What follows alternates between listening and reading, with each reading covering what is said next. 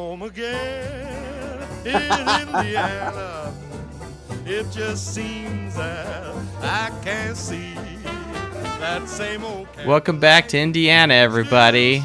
Welcome back to the Fighting Irish Faithful podcast. Notre Dame, of course, was victorious in Ireland, and then back to reality, back to school for our student athletes, and the vacation is over for most who went out to the game, but not everybody. Some people are actually still in Ireland at Pillow Jace, to be specific. At least he was this morning. But I'm pretty sure he's still there because he sent me a picture at the Cliffs of Moher. Anyway, thank you everyone for joining us. This is the Fighting Irish Faithful show. This is volume 94. We're creeping in dangerously on that 100, that century mark. Season 4, episode 8, powered by Dos Leprechauns Media. Very happy to make us part of your day, your commute, wherever you're listening to us. Thank you. Check us out on Facebook, on YouTube, all your places, Dos Leprechauns. But the Fighting Irish Faithful show, its podcast is still Spotify, iTunes, and all your podcast places. We haven't quite, we don't have a prenup there on that one. So I am welcomed back to this remote studio here with my co-host Red Snapper 9098. Welcome back, brother. Yeah, I like to think of it as the Orange Couch Satellite Studio. Yes, that's right. Exactly. Is that the couch that I slept on for the family reunion? That is the couch. It's comfy. Don't fall asleep here. We'll throw you lots of questions so you don't fall asleep out there. Well, it's a double chaise put together. It's got, kind of a velour, velvet orange. I went bold. I love it. It's very you, right? Well, and it's not like bright, like, some Muppet character bright orange. It's very tasteful. Like, I think it works. Yeah, so, I love it. Excellent. And to quote the dude, the floor rug ties the whole thing together. The floor rug ties the whole thing together. Is that actually a quote from Big Lebowski? It is. It must be. The rug brought it all together, man. There is another Big Lebowski quote. Which one is it? Oh, it's this one. Here we go. Hey, careful, man. There's a beverage here. That one was legit. Careful, man. There's another one about like Walter, you're an asshole. Oh, this one. Am I wrong? You're not wrong, Walter. You're just an asshole. That sounds like my podcast too, You're not wrong. You're just an asshole. The dude abides. What can I say? The dude abides. All right, enough the shenanigans and malarkey. Although I have a T-shirt, and so does Toddler Irish Faithful has a matching shirt. It says nothing but malarkey and shenanigans. Let's get to some Notre Dame stuff here. Let's not just shoot the shit here. We got 5 Foot Nothing Pod and Coach Parsegian. I say we bring them both on. They're both loyal supporters of the show. And let's talk a little bit about Navy before we get into the title of this show, which is Notre Dame's first FCS game, which is worthy of our discussion. Positive, negative, however people want to take it. I just hope we beat the crap out of them. That's all that really matters to me. But anyway, first and foremost, let's get the formalities going. Yes, we're powered by Scotch and Spreadsheets tonight. We have a Glen Ness Highland single malt Scotch whiskey. We're starting to branch out with the Scotch here. I'm trying to cast a wider net here, kind of like Peter here, like Jesus says, go ahead and throw your net over this side of the boat here. I'm interpreting the message of Christ as to go to the fancier liquor store and get some other whiskeys from Scotland. So let's embrace them all. All right, 5 Foot Nothing Pod and Coach Parsegian. I see you guys are on mute. Well, it's how's that?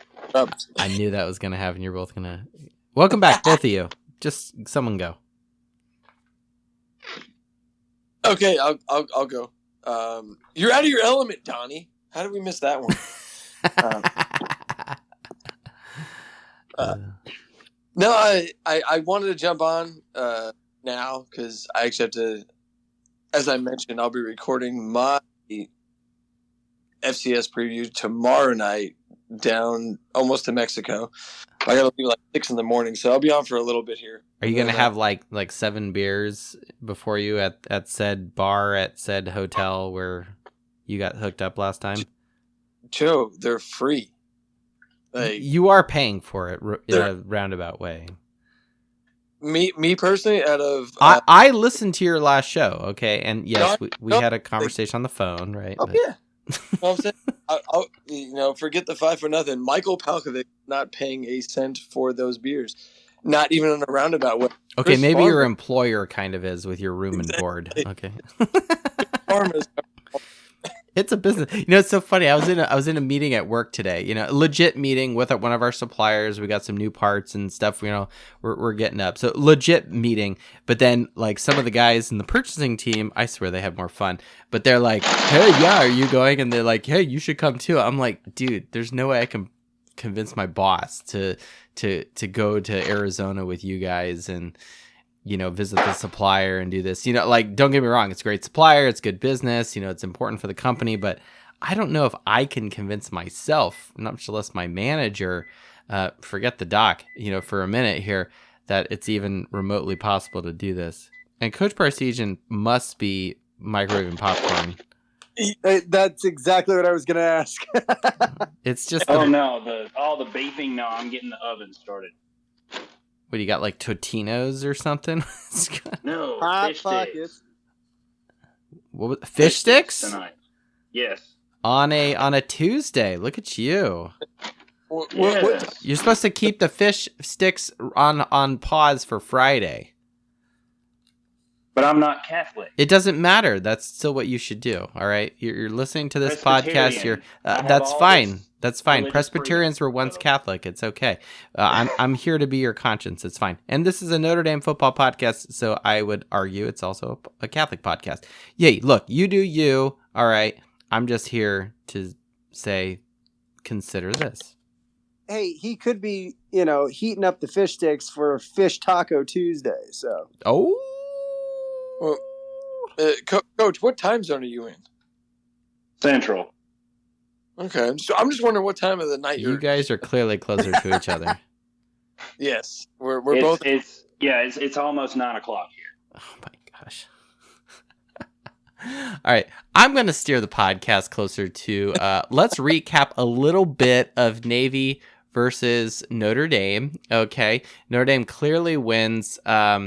39 points. Now, one thing I wanted to discuss in kind of listening to some other people, and yes, I did a recap of myself, right? Okay, sue me. One thing that I really appreciated about this game, and a little bit of retrospect back to the 2012 game where we also kicked Navy's ass. Coach, I'm gonna have to put you on mute if you can't stop your. Go ahead if you need to. All right, there you go. You're distracting me. I'm the one who's usually not distracted. We've got Notre Dame wins by 39 points. Now, what's great about that is national champions on average defeat their opponent by 27 points, and we clearly exceed that by a plus 12. So that's really good.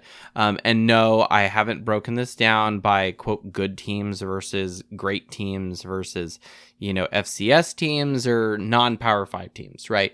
So I haven't done that, but there are a few other things that jumped off the page as well. Notre Dame actually ran the ball less in this game than they did in 2012, which is interesting, but that kind of makes sense because we have a better quarterback, even though we had EG.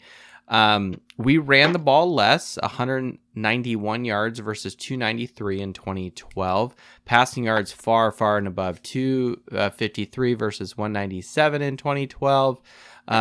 But not as many yard points. We had 444 total versus 490 versus, and that doesn't include the scoop and score by Stephon Tuitt, which is another 60 plus, right?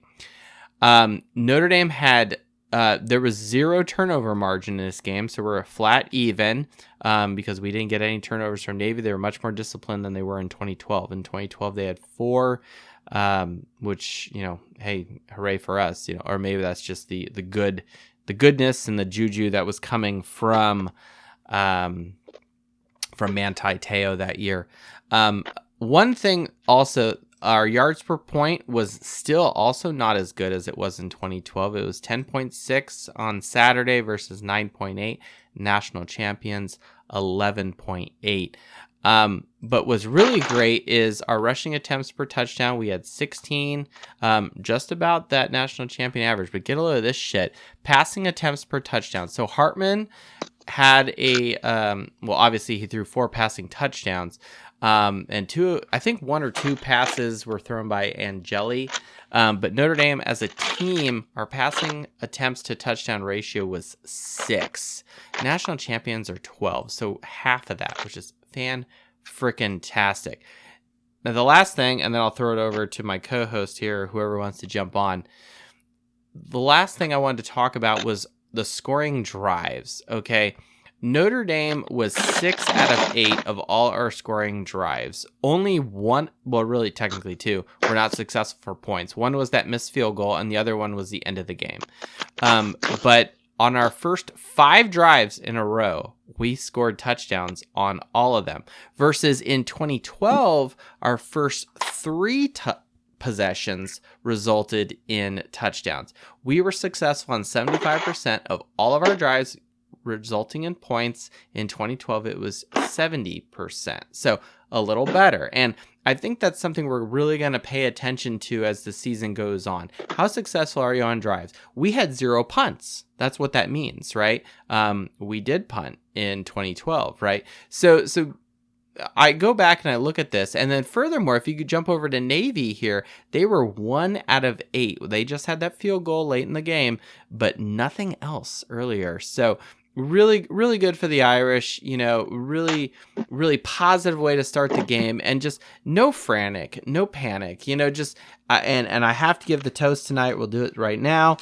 The toast goes to every single coach on the Notre Dame staff. That team looked locked, loaded, ready to go like a well-oiled machine in week 1. On the road amid all the distractions that are out there, the hype, the da-da-da-da, and then, we're in Ireland, and, there's danger of too much Guinness or whatever. Or maybe it's the fact that last week on the show, we had actual Irish whiskey. We'll find out if we suck dog balls versus Tennessee State, but hopefully not. So... Couple of my takeaways from the game. I got home from work, had it recorded, and watched the whole thing beginning to end. Number 1, hashtag RTDB, alive and well. And I think that worked its way in. When you see the run game that they clearly were committed to, the first 2 drives, it definitely opened it up. And that 100%, pounding them. Both running backs, I think Price and Estime, were averaging more than 6 yards a carry, if I remember correct. And that right there was verify that. Estime was 5.9, real close. Price is 6.3. The best actually was Jeremiah Love, 4 carries for 40 yards, averaging 10 a carry. Nice. But he had a long of 21. That's why. That commitment to the run is absolutely what opened up the passing game. It stretched the field. Just being able to, whether they were successful or not, the bomb to down the field to Merriweather, that stretches the field. Now it's a threat. Now you have to game plan for it. I think you mean that Great 100%. House. So, no, it was a pass that Merriweather didn't, unless the box score's lying him. No, Merriweather didn't get a single catch. No, it was a drop. It was not the fact that he didn't catch pass the ball, or? Yeah, it was a pass, but it stretched the field and it showed that downfield threat, which was great to see. So it was, number 1, running the ball. Number 2, the play calling was beautiful. From an offensive coordinator standpoint, I loved it. I love the packages. I love the groupings. I love the personnel. Well, there wasn't anything that was just like off the wall, like what the fuck are you doing, or why the fuck are you doing this? Back to 5'0" bingo card, metaphor, which I'm actually appreciating more and more this season, I think, or at least after the one game. But like Parker, like I loved Mike at 5'0" Pod's last show because he's on tonight.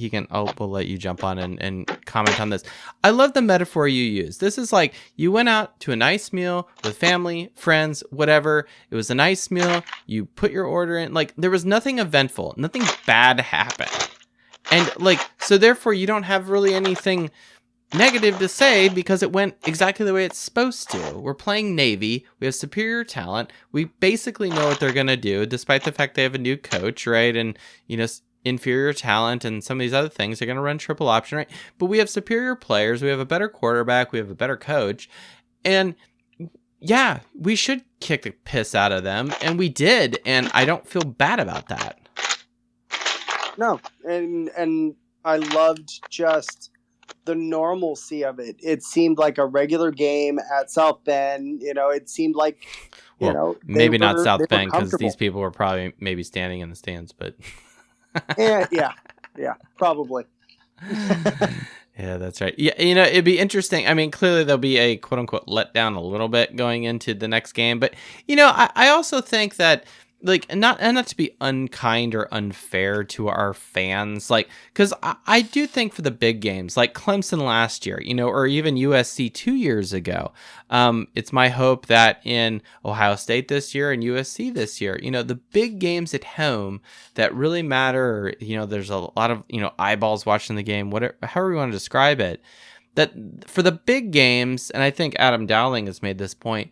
The big games, the fans show up. The fans are engaged. They're yelling. It's loud. All that stuff. When it is a lower level team, someone that's not as sexy, right?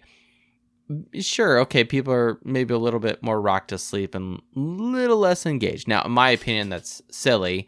But I've seen USC live twice in Notre Dame Stadium, and I've seen a bunch of other lesser, crappier teams that I could care less about. And I've experienced this just personally, like, I hate USC and I want to yell and scream. And, the same goes when I watched Michigan State, Boston College, Pitt. I actually hate Pitt. But that's a whole other topic. And nothing against my brother-in-law, even though he has 2 degrees from the place, but it's like, respect. Pitt's not a bad school. But it's just, they just give me anxiety. With Notre Dame, though, like I think we're gonna come off the mountain high. We saw this last year. We had our big Shamrock Series game versus BYU. We come back, we shit the bed against Stanford, which was terrible. Do I think that's gonna happen? Absolutely not. But so there'll be quote unquote a little letdown, but I don't think it's gonna be as bad because I think the way this team looked, like go back to the BYU game, there were all sorts of like little nitpicky things. It's like we had the ball for so long, like 40 minutes of the game, and that's all the points we put up. I mean, contrast that with this game. I mean, shit, Navy held the ball for most of the game, 33 minutes, and we put up 42 points. Like I don't really pay attention to time of possession anymore because it's not important to national champions, but I'm very curious to like what's your minutes per point ratio if I really wanted to get psycho with the spreadsheets here. Again, I don't think that's a legit stat, but I don't know. I mean, I'm curious what other people think. I mean, yes, the game was awesome. I don't think anyone's gonna disagree with that, but maybe kind of what sort of momentum do we have, Red Snapper? Maybe we'll ask this to 5'0" Pod or Coach Barsegian or Jimmy Gallagher who's jumped on. Or maybe it's Mrs. Gallagher. Why don't we make it the question let's make it the question for everyone to answer. All right. One question, everyone answers. Let's do it. Round the horn. Someone jump on. Unmute yourself. Let's go, Jimmy. Jimmy's at a cheerleading event, so he will not be. He's incognito.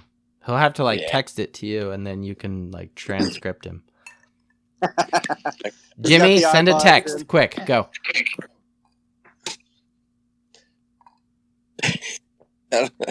We'll see if he gets to me. I'm sure he will. That's going to be funny. I'm sure he will. It's hard for me. Jimmy, don't send the text or whatever to me because it's really hard for me to read comments while hosting. And the motivation I think we have is just assignment football. Everyone read your keys. Everyone, what is the momentum? Take the good. And if I'm breaking down the film, kind of getting into my coach's head, I'm going to look at who hit their assignments and who missed their assignments and address them at practice this week. This week is going to be kind of remediation for those who missed their assignments and their keys, whether it was blocks, whether it was, an option route for the receiver or whatever, but those who stuck to their assignments, those who missed their assignments, anybody loafing on the backside of the route, whatever. Those are the things I'm going to be looking for. Well, and it's interesting you mentioned that because I didn't even notice this in the game, and maybe that's a function of just, overall just, excitement watching the game or, one too many, Guinness or what have you, is apparently after Estime fumbled the ball when he had that big breakout run and the ball ended up fumbling and going out of bounds, apparently he was benched the rest of the quarter, the rest of the half. Did you guys pick up on that? I heard that in a press conference and through social media. I noticed he wasn't out there, but not enough to even address it when I recapped the game, even knowing after the fact that Freeman came out and said, yes, he was benched for the fumbling. He's not above the standard, et cetera, et cetera. Man. But, yeah, in the moment. To hear that made me so fucking happy. To be like, this guy is amazing. He is going to do great. He had 95 yards, 1 touchdown, right? Hashtag RTDB. We love him. And to hear him go up to his starting running back and say, you're going to, sit on the bench for a minute because you can't be doing that. Yes, it is the proper response and the proper handling. However, it's a lot easier to do so when Jeremiah Love and Jadarian, the Price is Right, is doing what he's doing. Yes. No, absolutely. Like it's a little bit easier, but that's also why we didn't really notice or voice or be like, hey, wait a second, because why is Estime not in? Yeah. Well, with a 5-headed monster in our backfield, we don't have to worry about how many drinks do I have to do for that? I don't know. Right. I did hear them say 3-headed monster on the broadcast. I do remember that. He also said 4-headed, and then, apparently we have a 5-headed monster. What? Who are these other people he's talking about? Tyree? I don't know. Ford, I suppose. No, we had all 5 running backs play at some point. Love, Payne, Price, Ford, Tyree, I guess. I don't know. I mean, he's technically a slot receiver. Estime, Price, Payne, Love, and Ford. Okay. Yeah. Okay. We had all 5 in. For some reason, I still had Estime on the bench, apparently, in my brain. Okay. Ford's the only one that didn't get there. But I heard on the Irish Illustrated, they do more in-depth, like, little performance things. But Ford apparently was one of the better pass blockers from the running back position on Saturday. Hold on a sec. What are you saying, 5-0 pod? I'm not putting enough statistics into this show? What are you saying? No. Like, no, dude. But no, I listened to that. You're listening to some other podcast? What? Yeah. It's show prep. It's show prep. Know thine enemy. No, I'm just kidding. I wish I have a microphone and kind of argue with them. Like, what are you talking about? But dude, they don't have these guys don't have the courage to argue with us. I mean, we're true fans. We have nothing to lose, right? These guys do not have the courage. Sorry, I have to go on this rant. And look, I respect any of these guys that do this as a career. Okay, that's your job, right? You're putting food on the table, you're paying your mortgage, what the fuck you're doing. Like, it's cool. All right, I don't care. My concern is that if I have a disagreement with you, and this is social media, which is where you're getting, your super chats from. So, I always say that because I'm jealous. But the whole point is, like, look, I'm not saying I want to debate anybody, right? It's not good for the family. We're all Notre Dame fans, right? And these guys do it as a career, so their focus is a little more different. They have press credentials that we don't have. I don't think, I can walk into the Goog, go to a press conference from with Marcus Freeman or whatever, and they'll be hearing this because I'll be carrying a scotch around the whole time, like I'm fucking Julian in Trailer Park Boys, right? Although he drinks rum and Coke. But the point I'm making is like Ron White. I am Scott, right? Yeah, exactly. Yeah, all I need is a cigar and tater salad or whatever. The whole point is this. I'm a fan. Scotch and spreadsheets, right? That's my thing. These guys do these professionally. Now, my problem is when someone challenges them or brings up a differing opinion. First off, number one, they would never have you or me on their show as guests. Number two. Now, if Irish Illustrated, 1 Foot Down, Irish Breakdown, any of these other guys ever want me to come on the show, I'll probably say yes. No problem. I don't dislike them, but they're not going to do that. Right, because I may fly off the handle or whatever. They think they're good on their own. That's fine. But look, I promote 5 Foot Nothing Pod. We've promoted other people. We've invited other people, and some other people just haven't decided to come on, and that's fine. Jesus loves them too. But it's like we are fans. We don't have to worry about our press credentials being, if like when I said that Brian Kelly is being a fucking dick and being stupid, I did that sober. I didn't do that under the influence. Okay. And I proved it up with math on the back side of that. Now I kind of walked it back because towards the end of his time at Notre Dame, it actually was pretty good. But I'll tell you what, like I laced into him when it was necessary. If you don't know what I'm talking about, go back to one of the early episodes, specifically episode 5 that I ever did. That's the real meat and potatoes there. It's a good rant. It's a good rant. There are multiple rants. I think the best rant was the one where people were like, "Oh, Brian Kelly is the greatest, winningest coach in all of history." And I was like, are you guys out of your fucking mind? Like, sure, I guess if I was there for 30 years, I'd also have a lot of wins too. But it was like, and the real key piece here, and this is, anyone can do their own research here, but he didn't even have the same win percentage that Dan Devine had. Dan Devine at least had a title. Dan Devine, I think, had won 2 New Year's Six wins that Kelly didn't even get close to. So that was kind of like the real piece there, and I was quite frankly offended by people saying that, and it's just like, yes, he has more wins, like that's fine, like but let's not blow it out of proportion. That being said, and these were the professional media people. These guys, they're doing their thing, and that's fine. And I know it feels like I'm dumping on them, but I'm really not. It's just more like they have their avenue, and that's fine.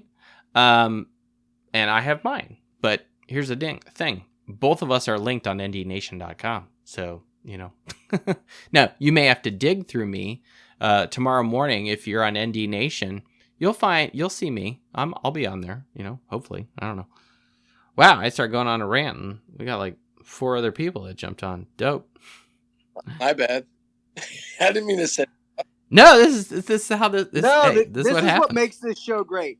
Yeah, what happens? The rants and the raves, because that's what every fan feels. We all have that sign that says, "No, nothing is happening. No one is being assaulted. I'm just a Notre Dame fan sitting out in the front of our yards." Oh my god, that's all of us because we're all screaming at the TV. So, or some people are going to weddings, over the weekend instead of watching Notre Dame. I don't know.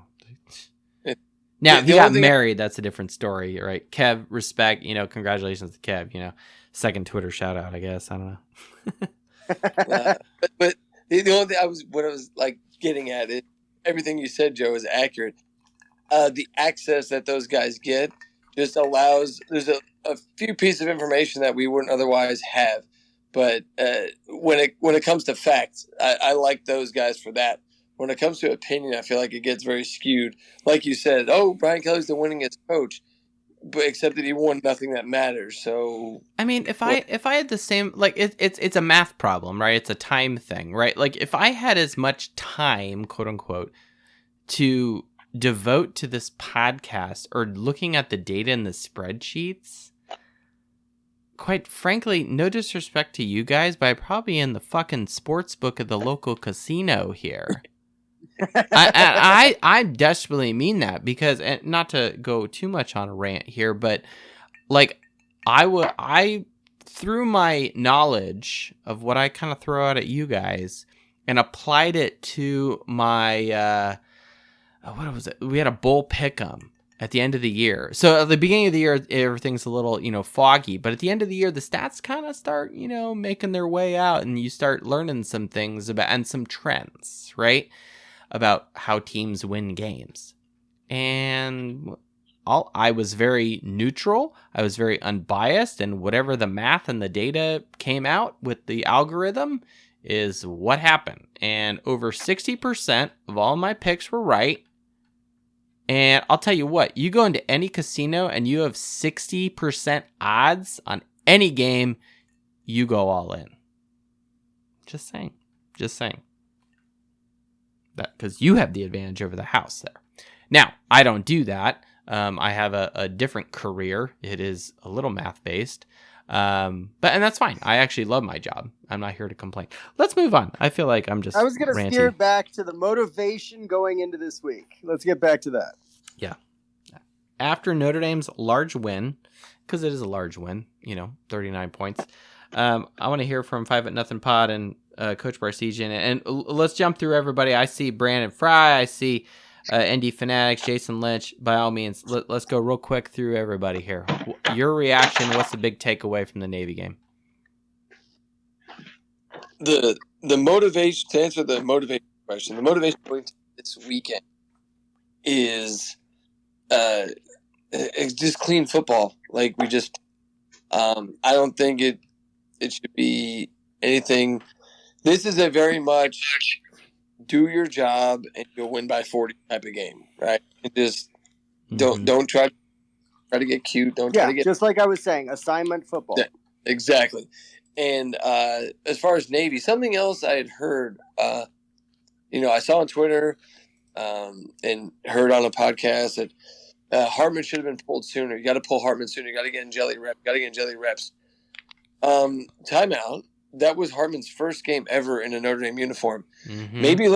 Maybe let's let him play a little bit longer, because it's not like he's a fourth-year guy who's been in the program. And all right, you still got to get Hartman comfortable with the receivers, with the offense, with all. Like, what are we talking about? We're going on a Heisman march, baby. You want to pump those stats, and we start game one with a good foundation. All right. Well, and look, he's responsible for 18, 19 receptions for his receivers. Okay, how many passes has he thrown to Greathouse and he's only been there 1 year, and Flores, right? But Jaden Thomas, Colsey, Tyree, Estime, these guys have been in the program a few years, right? And none of them had more than 4. Thomas actually had the most with 4 catches. Okay. So I'm hearing what 5-0 Pod's saying. It's like, he spread the ball very equally throughout his receivers. Correct, and it's also like it shows uniform distribution, but it also shows like just yes, he does practice, right? But we're not talking about practice. We're talking about game experience and game things. So 5-0 and what Pod. That speaks to me is he's reading his progressions. He's finding the open guy based on what the defense is giving him.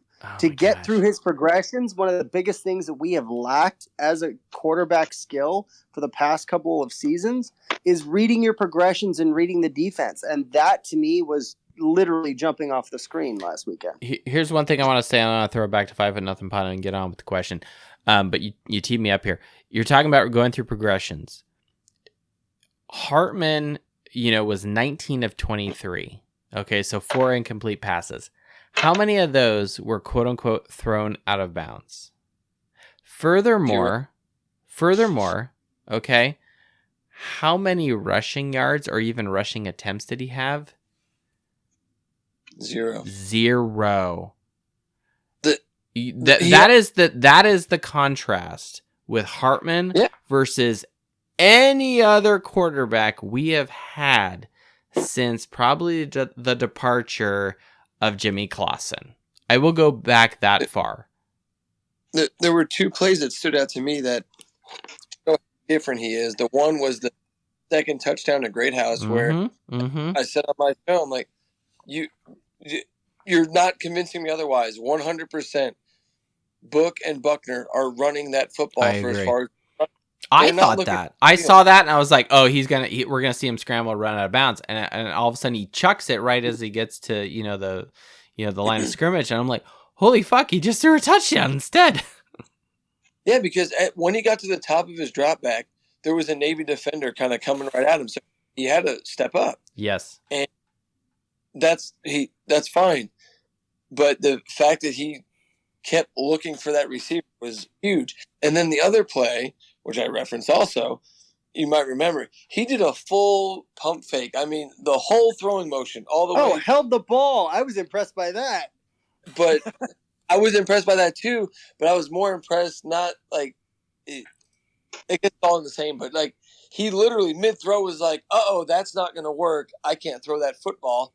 And it ended up being an incomplete pass, but he likely saved a potential interception. I don't know what he saw, but the ability mid-throw to react and go, that's not going to work.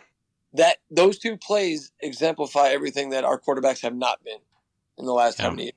Yeah. Agreed. I agree. 100%. So you're saying that he's going to bring that composure clearly into this game versus Tennessee State, and we can take that goodness of just being calm, not. Yeah, I mean, he was under duress, right? He was moving in the pocket away from pressure, okay? But he wasn't frantic. It was like, okay, I'm being pressured. I'm supposed to go over here, and I'll still find my guys. The first touchdown to Greathouse and the pass, I believe it was the play right before, it might have been two plays before, to Colsey. Hartman was getting pressured. In fact, the touchdown to Greathouse, he got hit low. If he's Tom Brady, that's a penalty, but whatever. He didn't flinch. He stood in the pocket and threw the ball. The other thing, he targeted 10 people. The only one that didn't catch a ball was Merriweather. And people want to talk about that. But look at Hartman. Hartman is literally going, you better be ready to catch this football because I'm throwing to you if you're open. I don't care who you are. And you're not. I don't have it number one. I have whoever's open is number one. Yes. So Merriweather's going to And that's honestly a great strength with this receiving core is there isn't a solid standout number one veteran guy. I mean, we have some veteran guys, but their age, their tenure is nothing. And so if Greathouse is wide open, guess what? He's getting the damn ball. Yeah, the reality is we have a bunch of number twos. That's the reality. Like if these guys, and this season will determine who is the number one. Yes. Oh, I heard Jimmy. Oh, I heard him too. Hey guys, I snuck off to the restroom here during the cheerleading event. I've been listening the whole time. I've been texting Paul and probably bugging the crap out of him, but I just wanted to jump in here and say, absolutely right. I think the depth chart's going to figure itself out next week, but I loved seeing Jared Parker. He hates bingo, right? He spread the ball around. We ran the ball, moved the ball. We're going to see less targets as the season progresses. I don't know about you, Jimmy, but in addition to you being alone at the restroom there, other than bringing the show with you, which I guess we'll take an exception to the quote-unquote one rule we have tonight, the one formation he had, the running formation, where we were on the one and Estime ended up punching it in for a touchdown, that formation was so powerful, and like I need some alone time looking at that formation. Pillow talk formation, right? That's what I'm talking about. It was so beautiful. I'm like, yes, he finally fucking gets it. Hartman's under fucking center. And it wasn't just like, oh, we're on the one, we'll go under center. Like, Hartman was under center more than once in the middle of the field. Mid 50-yard line, middle of the dang field. I'm like, what is this? Like, what is this, 1992 football? This is fantastic. Hartman's experience showed and shined throughout that game, and I'm happy to have him, but I think that he'll be right there at the Heisman race at the end of the year. But I think he's just so composed. We won't see a lot of worry. and we're going to see a lot of backup reps. And I hope that we do, because we know that this is a rental for 1 year. Jimmy, I got a question. Are you planning to grow out your beard like Sam Hartman as well?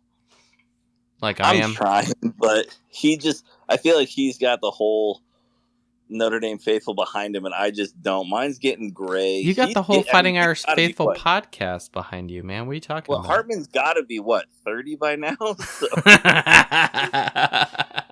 He's like the Van Wilder of college quarterbacks, right? No, his is definitely better. I just wanted to sneak in here for a few minutes and touch base with you guys, but I'm going to let you guys continue on so I can sneak back into the cheerleading event. All right. Well, you're being a good dad. Way really to go, appreciate Dad. you. That's right. Way to go, Dad. At JL Gallagher 3 on the Twitter. Everyone throw this man a follow. Good dad, good husband. His wife steals his clothes every now and then, although it's a Fighting Irish Faithful shirt, which is so tight. But it's so funny. Man. But yeah, no, I think Jimmy's onto something. You know, the composure of Hartman, you know, it just made sense what we saw on offense versus Navy. And yes, quote unquote, it's Navy, right? You know, like when we get to NC State, I think that'll be a little more interesting. But I mean, I also think of it like, look, other teams that quote unquote go far in their season or do well or whatever, you know, we don't have to have Murderer's Row, right? We already have a pretty decent schedule. Okay, if we start out with the first 3, 4, 5, however many games it is before the Ohio State game, before it gets quote unquote really serious, I think that's okay. You know, it allows, you know, our team to kind of work up to things, allows us to, you know, just kind of feel things out, get to know each other, perfect our craft. And then we start, you know, going in and we play a good team. We have a little more confidence. We're a little more familiar with the playbook or our reads, and just, you know, I think it just solidifies the team.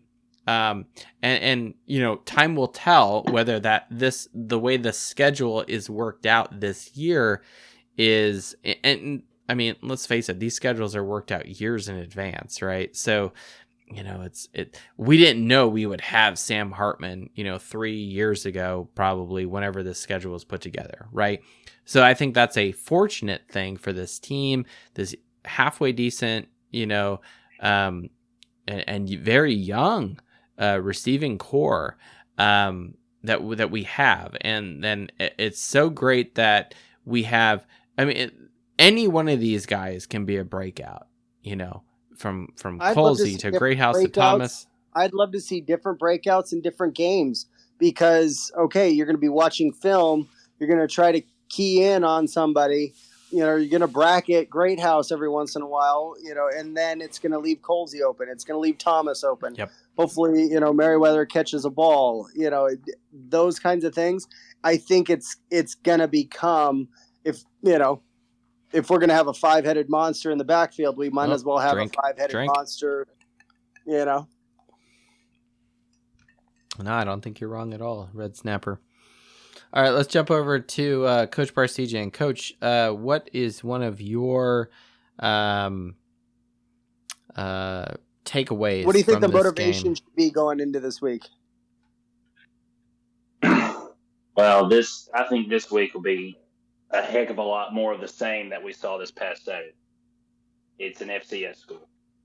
And it's an FCS school that is not North Dakota State. So right. It's going to be a cakewalk. It's not going to be Marshall. It's going to be a cakewalk.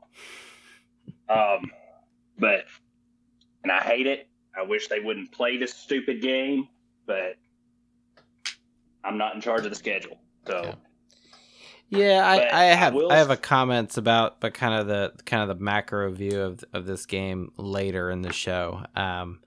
But I think, Coach, your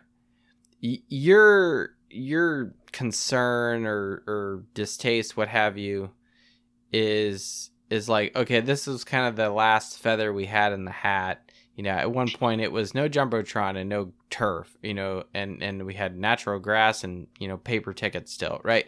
And No logo in the center of the field. Yeah, and I'm not saying like these are old-fashioned ideas. You know, it just kind of like at the end of the day, it's like I just want our team to win and be successful and win big bowl games and win a title again. You know, like, and some of these other things that I think we hold close to our chest, you know, I will never tell another fan what to think or what to value.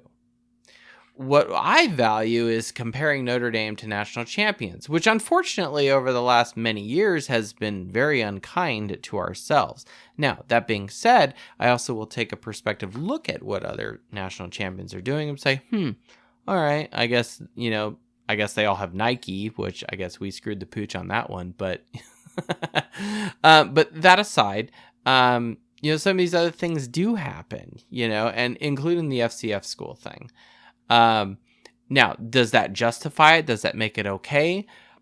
Yes, maybe no. I don't know. Does it make it wrong, evil? I don't know either. You know, my whole thing is, Coach, you have an opinion about that. You don't like it, and that's okay.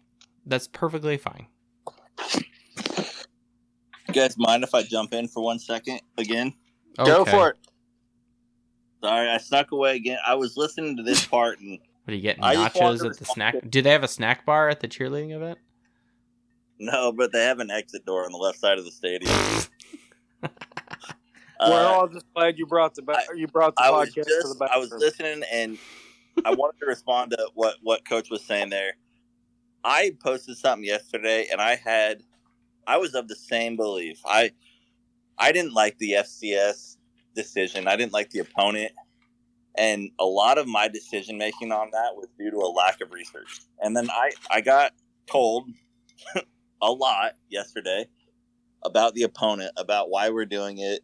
And then someone finally said something like, well, would you rather go play, you know, Marshall again? New Mexico State? Outcome and not get the same, you know, it's the same thing, but I was corrected. I had the same outlook, but I don't now. It was something we held close to our chest. It was something that we were able to say for a long time. But the reason we're doing it is it made me switch my opinion. And that's all I wanted to say was sometimes I say stuff, but I'm pretty big on admitting when I think I was wrong. And I don't really think that I had the right opinion the first time. So that's all I wanted to say. Fair enough. I mean, look. I will say this: all opinions are welcome. Now, if they're not factually based, like I felt a little bad. I listen in the off season. I tend to listen to older shows I do, and it's a lot of it's self-critiquing. But at the same time, like there was one episode where someone had some comment about quote unquote some strategy versus the USC game last year, and I clearly disagreed, and I had a few at this point, and so I kind of railroaded him and told him he was an idiot, but not in so many words. But look, I don't say that on the show because I think everyone's entitled to their opinion. You know, now if you're arguing with math, then I may say you're an idiot. But Jimmy's clearly not doing that. You know, and some of these other things about FCS schools or even historical black colleges or however you want to go about it, you know, like. You know, it's one of those things where it's like, do we, like, let me put it another way. And my co-host will appreciate what I'm about to say. If any of you do not know the high school team or the high school De La Salle in Concord, California. Yeah, they went on some high school. They went on some crazy, I don't know how many, like 11-year win streak where they didn't lose a game. And they started like scheduling bigger games and games out of state and all these other things. And eventually it just became like the dam finally just needs to break. And it's like, okay, we finally lost a football game. And there was almost like, I don't want to say a sense of relief, but there was a sense of, okay, it's finally happened. We can finally move on with our life and still be a good football team. some of these other things, like with Notre Dame, about like, oh, we're not gonna do this, or we're gonna, finally play an FCF school or whatever. Some of this stuff, it's like, I'm not saying it's inevitable and it's gonna happen, and we need to quote give in, because maybe some things we shouldn't, as an independent team, or however you want to describe that. Again, I think we should join a conference, but that's a whole other conversation altogether. And my reason is not because I hate independence, is because of where college football is today and where the playoff situation is next year. The FCS thing is just like, it's just putting in perspective, and where are we going, and do we really lose or gain much either way? And that's kind of how I weigh it out. But back to Coach Barsegian. Well, since you're open to any and all opinions. I am open to most opinions. Wait, hold on. I got my beverage. Go. As far as the HBCU thing, I could care less. That's not an issue to me. I do not care about the race or historical race of a certain college, white, black, yellow, don't care. Yep. But to play a school, regardless whether it's FBS, FCS, Division II, Division III, NJ, IACC, whatever it is, solely based on the race of that college, that seems kind of racist to me. Yeah, and I don't know if that's necessarily what Notre Dame is getting at, or if that's It's not. And I don't think it is. And I'm not saying that's what you're saying. And is it a response to quote unquote current events, quote unquote, over the last couple of years? I don't know. And to me, that's irrelevant. Wouldn't shock me. Well, I agree. I'm not disagreeing with you, right? But my whole point is like, look, if you're gonna do it, like I've said this about us playing Navy. If you're gonna play an FCS school, play North Dakota State, play South Dakota, right? Play somebody worth a crap. Play Boise not State, Tennessee. Yeah, somebody although they're that has Mountain a name. West, but somebody that has been very relevant within the last 10 years. If you can't go relevant in the last 5, give me somebody. I think the reason why there's been this trend, especially look at the SEC, the ACC, their filler games are FBS. I think part of that is getting the exposure to these schools so that they do build their programs and they do improve and they do get better. I 100% see that iron sharpens iron, and these other schools do need a sharper knife to sharpen themselves against. And if it takes years of, playing SEC teams, and Notre Dame's now involved in it, and they, have to pick up their face and their behinds from the field at the end of the game, so be it. But they're going to learn the level of, talent, the level of play, the speed of the game. They're going to learn the next level they have to get to so that they can be of some relevance. So you can't just expect them to, one day wake up and have it. They've got, it's got to come, because, and I this is where I actually do applaud it, is it definitely does, regardless of why. The end goal is so they get the exposure, they get to see what that next level is, and they get to that next level themselves. I'll be honest, I never had heard of Tennessee State until it was scheduled a year or two ago, right? And I was just like, the only thing I've ever seen of Tennessee State in the past was the Music City Bowl of 2014. Sure. I will say this. To say Tennessee State uses that same stadium. Yeah. I think, because I know their logo was all over the locker room. What I will say is this, I'm happy Red Snapper brought that up about quote unquote bringing into the forefront other programs. The only other avenue of like major media / college sports that does this is in basketball. And like, look, and I hold this very close to the chest here, and anyone who knows what I'm about to say, I'm pretty sure Red Snapper knows where I'm going to go with this. I went to Gonzaga University. I met my wife there. I'm very proud to be a Zag. No one ever heard of GU until their major win over Florida and their run in 1998. Now, granted, we still haven't won a title, right? So, okay, fine. But GU, ever since then, has been in the title, in the tournament, and made consistent, opportunities for a title year after year after year, being in the West Coast Conference. Can anyone, not Red Snapper, name another team in the West Coast Conference? Okay, that's another.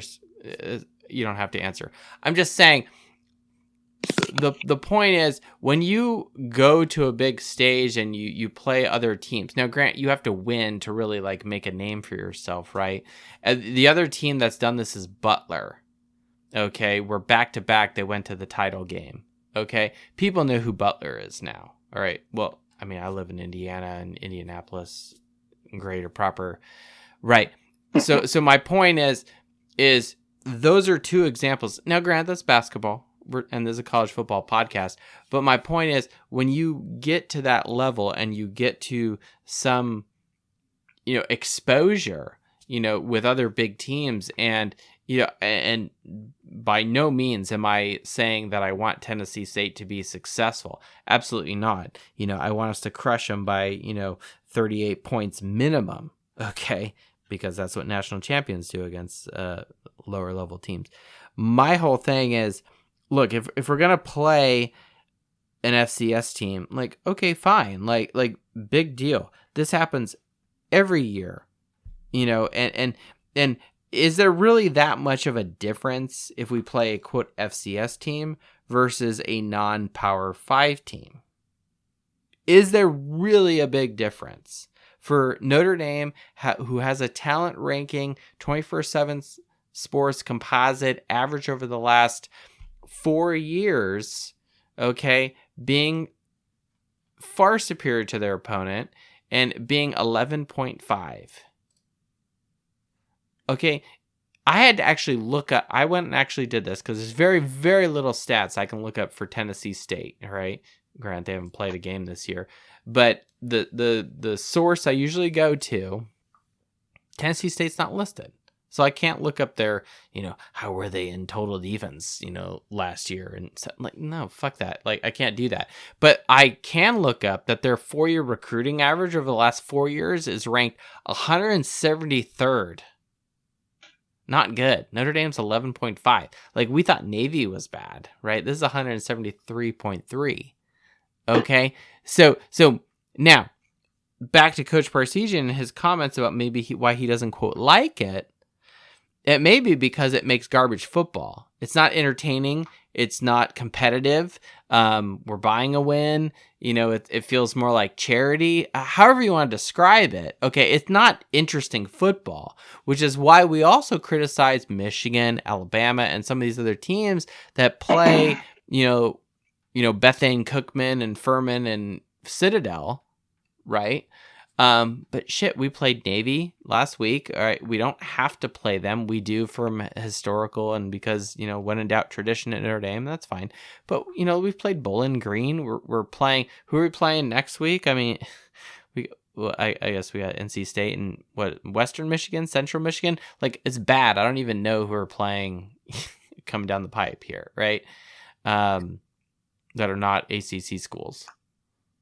Well, I like the responsibility it puts on the coaching staff, that it is, and that's why it's my motivation for the week for the team, is assignment football. The game of football doesn't change. So this is the game where you refine your ability to read your keys. This is the game where, each position should be given a grade from their position coach on how well they meet their assignments. Period.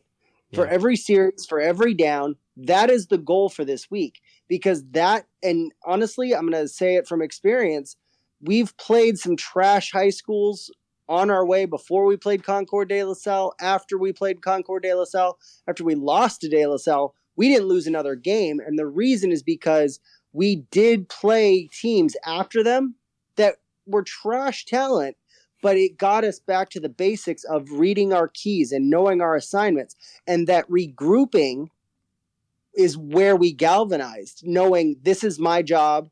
And, as much as I can't stand the Patriots in the NFL, the mantra of do your job comes from assignment football. And that's where this week is going to be pivotal. Yeah. And so the emphasis needs to be on forget the talent, forget the score. Yes, we expect the win and we expect to win big. But for us, it's aim small, miss small. Make your assignments, we'll win big. So the grading is going to be on your assignments. Are you making the right calls if you're an offensive line and they shift? Are you getting into the right coverages as a defense? Are you stunting correctly? Correct timing? All of those things that we need to do.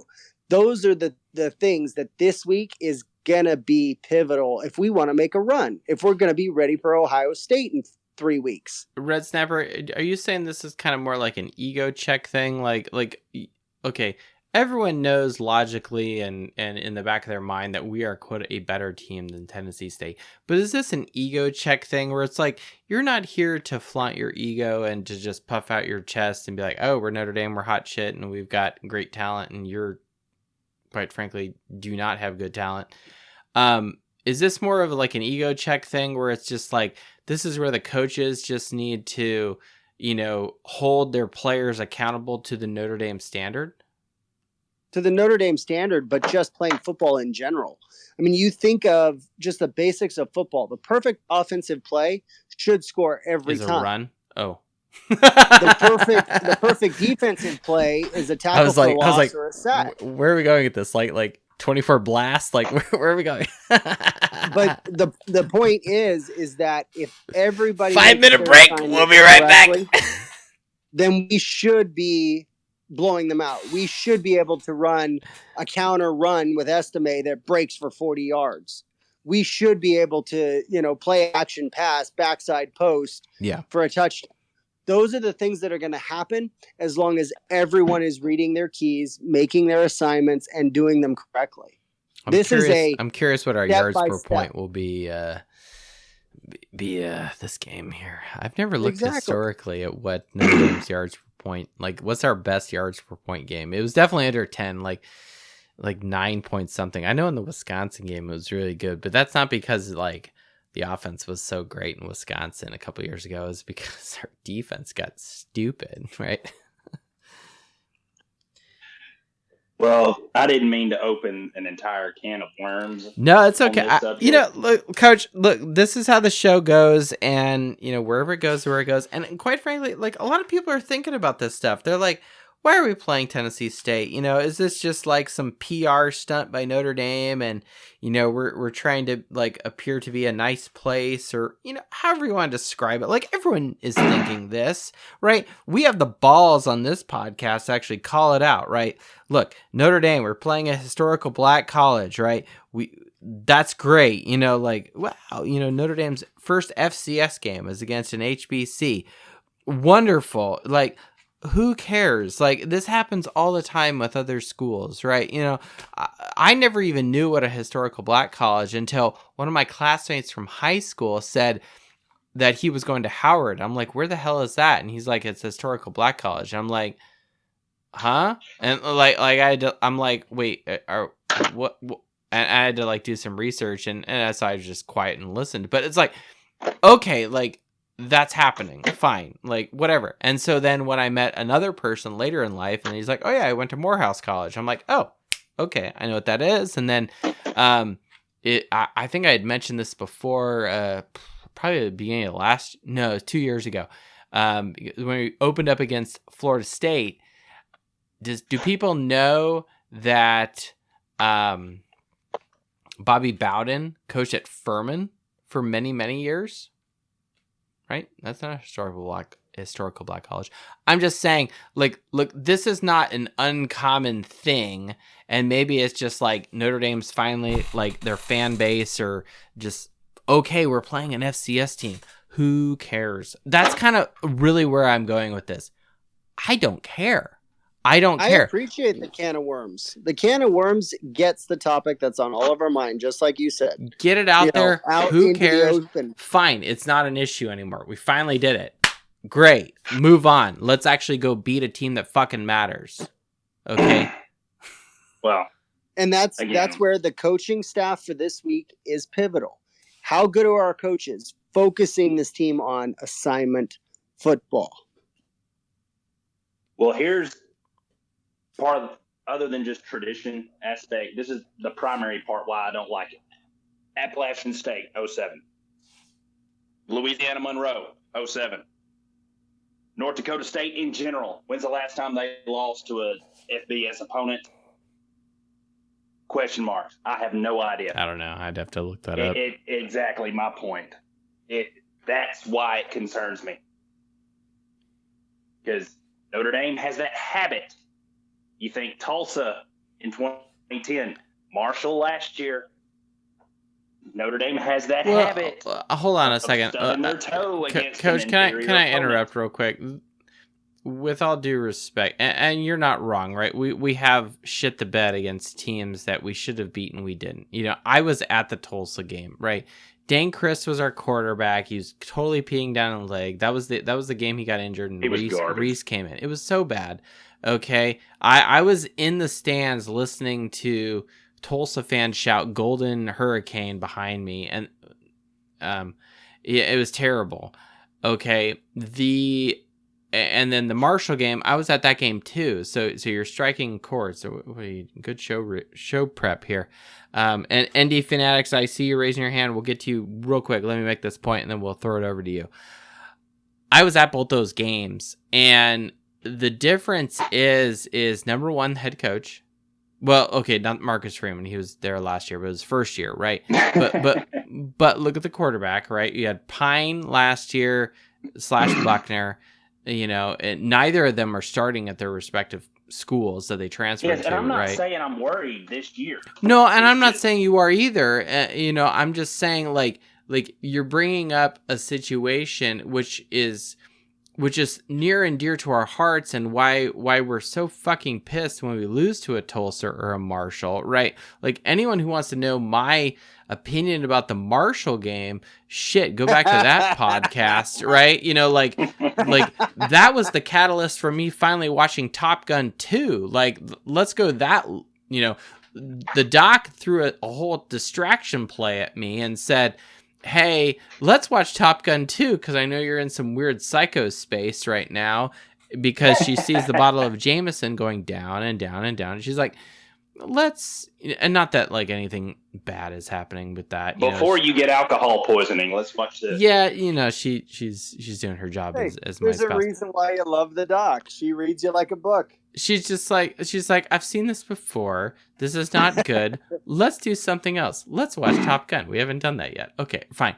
So back to you, Coach. You're like,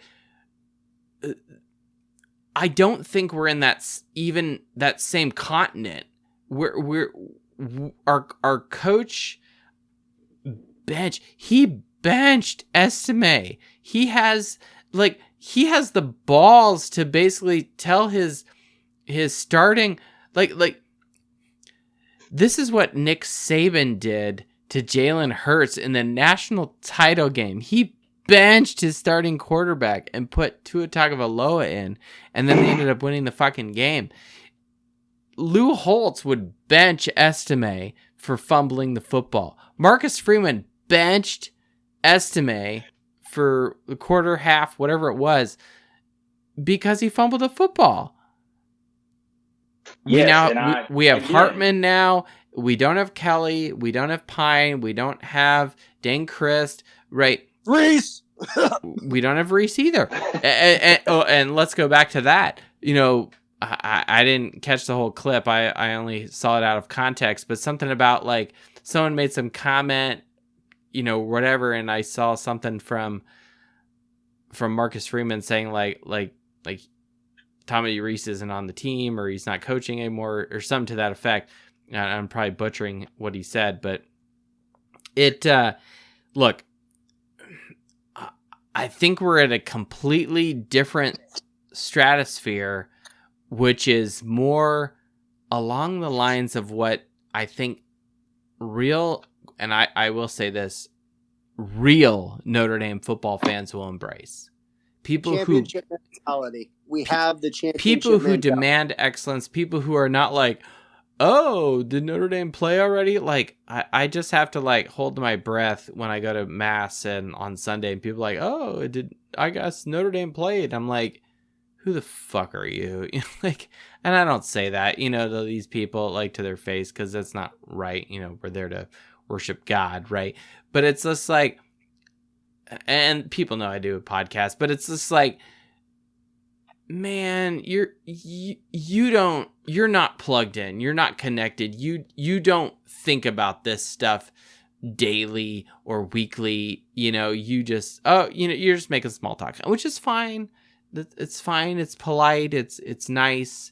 I'm happy to talk about it. There's very few things I would love to talk about more than my wife and my child and the love of God. Right.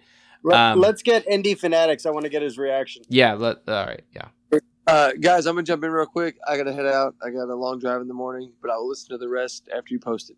All right, sounds good. Thanks, 5 Foot Nothing Pod. Yes, sir. Don't drink too many ND beers. Fanatics, get in there. How's it going, guys? Doing great, man. How are you? Yo, I'm sure there's 10 topics you want to talk about, man. Go for it. Well, I think I'm just gonna keep playing on this FCS topic. Georgia opens up the season with Tennessee Martin. Georgia then plays Ball State. Alabama opens up the season with Middle Tennessee. Now, Tennessee. We played Ball State and we won by barely any points, right? Alabama opens up with Middle Tennessee. Now, granted, Middle Tennessee's FBS. They've beaten Maryland, I think, twice in the last 10 years. Oh. But, I was going to say, they're not on my list of historical black colleges, are they? No, they're FBS. But the point I'm trying to get at here, like some have already said, is you have to basically get to game speed and practice early on in the season before you start hitting juggernauts. And yeah, we used to be able to say that we never played an FCS school, but what, did we get a trophy for that? What did that do for us? It didn't. I was thinking of this exact response today, and I didn't say it on purpose, but you went there, and I was just like, what fucking trophy? I'm sorry, I'm gonna steal your thunder. What fucking trophy? What praise? What distinction does Notre Dame get by not playing an FCS team? Exactly. Crickets. And at the end of the day, Notre Dame generally travels more than most of these teams, and that'll change now that Pac-12 schools are in the Midwest and whatever. But Notre Dame, historically, outside of Navy and Air Force, are traveling the most. So you playing an FCS school where you can get game speed, have less wear and tear on your team, you know what? We got to start doing things like this, unfortunately, because we haven't won a national championship in almost 40 years. And that's what Georgia's doing. That's what Alabama's doing. So say we can't do it and we're better than them, we're not. You are reading my brain here. Did you look at my notes here before the show? It's like cheat sheet here. Dude, you're 120% right, because I did this analysis in my first year when we played USF in the year of COVID, and I went back and updated it just for this because I knew this would come up. First off, in 2020, Alabama didn't play an FCS school or even a non-Power 5 team because of the COVID year. Now, that's the exception, not the norm. Georgia in 2021, now granted, not all of these are FCS teams, but they're not Power 5 teams. They're non-Power 5 teams. So to me, whether you're FCS, or you're in the Mountain West, it doesn't matter if you're non-Power 5. Well, I guess the Pac-12 is pretty trash now, but, for argument's sake, we'll keep them as a Power 5 school. Or they've all just converted over to whoever else. Georgia, 2021, UAB. Georgia, 2021, Charleston Southern. Interesting. Last year, Georgia, Samford, and Kent State. Okay, you got Bethune Cookman, you got Western Carolina, North Texas, Chattanooga, even Fresno State, Mercer, Georgia Southern, Colorado State. My point is, these are teams. Every school I just mentioned played the national champion ever since 2010. Okay, And regardless of whether or not it's an FCF school or Ball State, as you pointed out, or even Navy or Service Academy, this happens every single year by the national champion. And furthermore, I'm really glad you brought up the point that it's a home game. Sure. And now, is that exciting for the fans, to the people? Like, I had the opportunity to go to this game. Someone I know said, hey, do you want my tickets? And I said no, because I'm already going to 2. And, I just can't, I don't feel good about doing that, 3 times to my wife this year. I'm going to do it just twice. Yeah. One of them with Red Snapper. But the point is, this was coming. And is it hurting Auburn or Florida State or Ohio State, Alabama, Georgia to win a title? No, it's not. Because you have some other good teams on the schedule. Hey, wait a minute. Notre Dame's got Ohio State, USC, and fucking Clemson at Clemson this year in the regular season. Exactly. Shit. So I think you're zeroing in on things. Do we like it? Does it make it exciting football? No. I see Jimmy's microphone clicking in and out, so I'm wondering if he snuck away again. I think I can just like picture Coach Barsegian just pacing also in his kitchen right now. Yeah, and another thing too is I like how Notre Dame more or less gets it out of the way in the beginning of the season. That's what Georgia's doing. And then you just play pretty much all Power 5 teams. Yeah. Now, player ACC teams, that's fine. Our old buddy Brian Kelly, they play Grambling State the second game of the year, LSU. Then they play Army, who, again, Army's not a terrible team, but it's compared to Navy. Yeah. And then I think they play Georgia State their second to last game. I believe Georgia State has made the jump to FBS, but Georgia State is a small town program. Sure. They're not a big football. Basketball school. Yeah. Jimmy, get in there. No, I did sneak away there for a minute. So I've heard everything that you guys have said, and I think you're right. The reason I agreed and the reason I went back and did my research was, what is it going to hurt? What's the difference between us playing an HBCU team, an FCS team, or playing Marshall or San Jose State? Correct. Or at the end of the year, what's it really going to change? It doesn't matter. It doesn't matter at all. We're going to go and beat these guys down. Hopefully. They're going to get a big payday, and it's not going to make a difference at the end of the year. Was it a badge that we like to hold? Yeah, sure. But my reason for changing my mind was, what's the difference? Everyone else is doing it. Notre Dame can do it because we can get away with it. Like,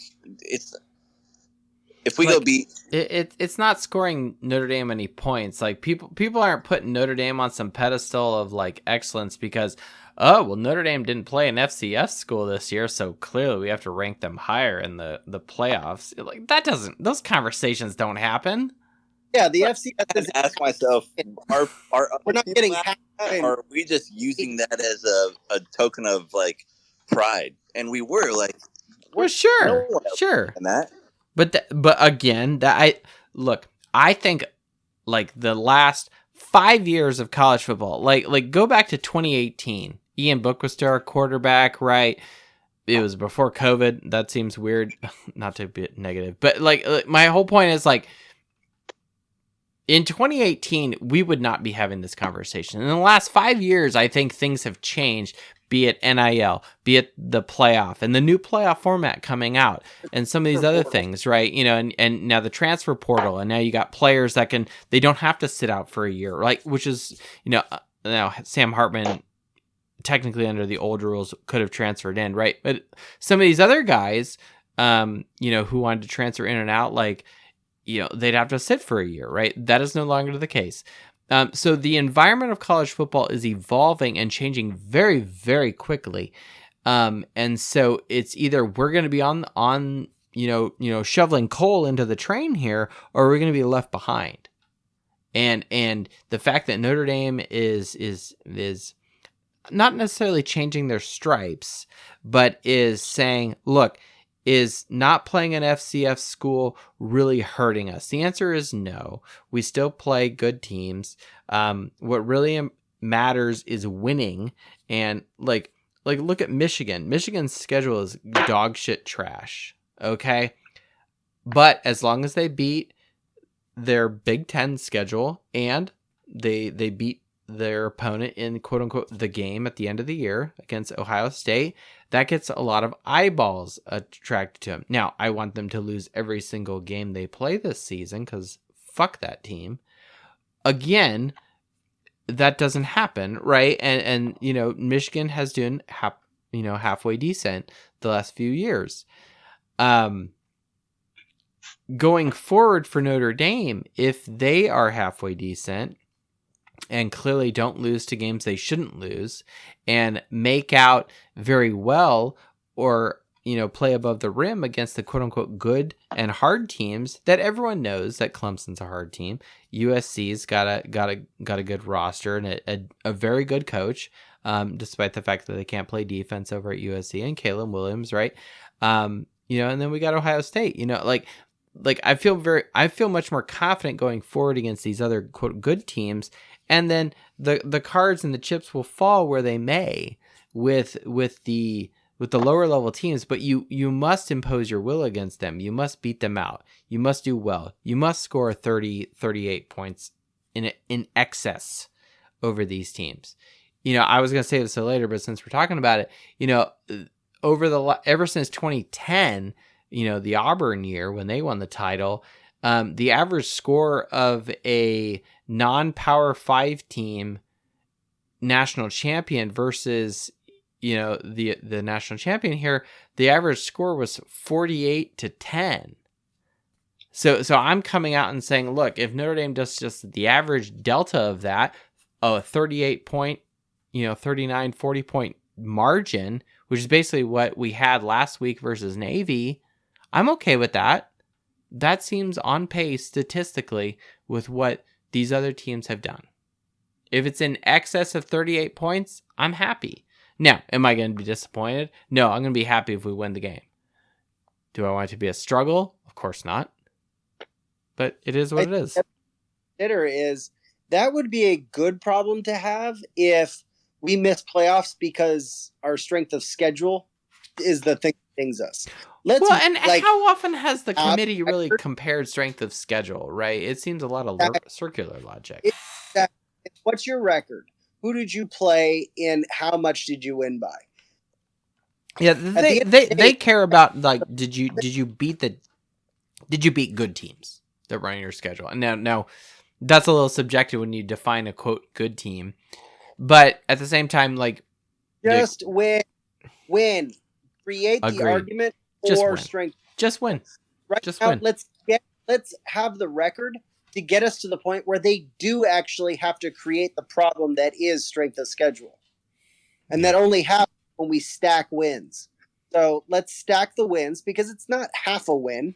It's not, okay, we played FBS for a historically black college and now it's half a win. No, it is a win. Yeah. So let's stack them and let's build the schedule and move forward. Going into Ohio State 4-0 is going to have a confidence boost to our step and to our team. And that is that, kind of touching back to what you said earlier, it is the championship mindset. And that's what I keep going back to this week. Championship mindset is every snap, reading your key, assignment football. And that's exactly how this week needs to be played out. I agree. Well, this podcast went a completely different direction than what I thought it was. I see Jason Lynch here if he wants to jump on, but Coach, we'll let you jump on. We've got a couple other people who've been very patiently listening. And if I've just got one last thing to say. Yeah, go for it, Coach. I'll finish with the whole FCS thing here in just a second. But as far as Sam Hartman, I think back to, I think it was Brady Quinn's junior year, when Tom Hammond was commentating on a home game, how when blockers were just, and defensive linemen were just coming at him, and he just step, step move, but he kept his eyes downfield. His peripherals see him, and he just dodges. As Tom Hammond said, dodging like a matador.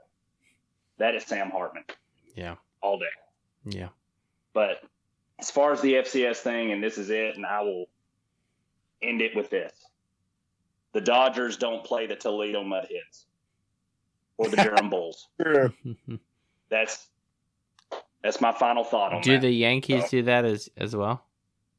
You're a Yankees guy. Yankees don't play anybody in the minors. And yes, I'm comparing Notre Dame to the major leagues of college football and Tennessee State in the minors. Point taken. I appreciate. I don't think you're wrong in that at all. I think that's kind of the weird nature of this is how, like, I made a comparison to Gonzaga University earlier and, quote unquote lower level non-Power 5 basketball conferences or schools or what have you, and then you got like the Southern Conference and some of this other stuff, but they all meet up in the tournament anyway. College football is a little different. It's a little more, there's a level of distinguishment per se with college football. And a lot of that is very historically based. And the biggest reason is because games, quote unquote, take more effort to put together, and the season is shorter, and the sheer number of games is a fraction of what you get in basketball. Point being is, Coach, you're not wrong about saying what you're saying, and I think you're 100% right. But the point is, to use your metaphor again, if the Dodgers are playing, the Mutt Hens of wherever, it's not hurting the Dodgers' chances of making the playoffs. It's not hurting the Dodgers in the eyes of the playoff committee today under current college football, because that's all we can do. All we can do is play under the current status of the current system that we're in today. There is nothing that is hurting the Dodgers today, metaphorically, by playing that game. So back to Notre Dame or Alabama playing whoever the fuck, LSU is playing, in 2 weeks.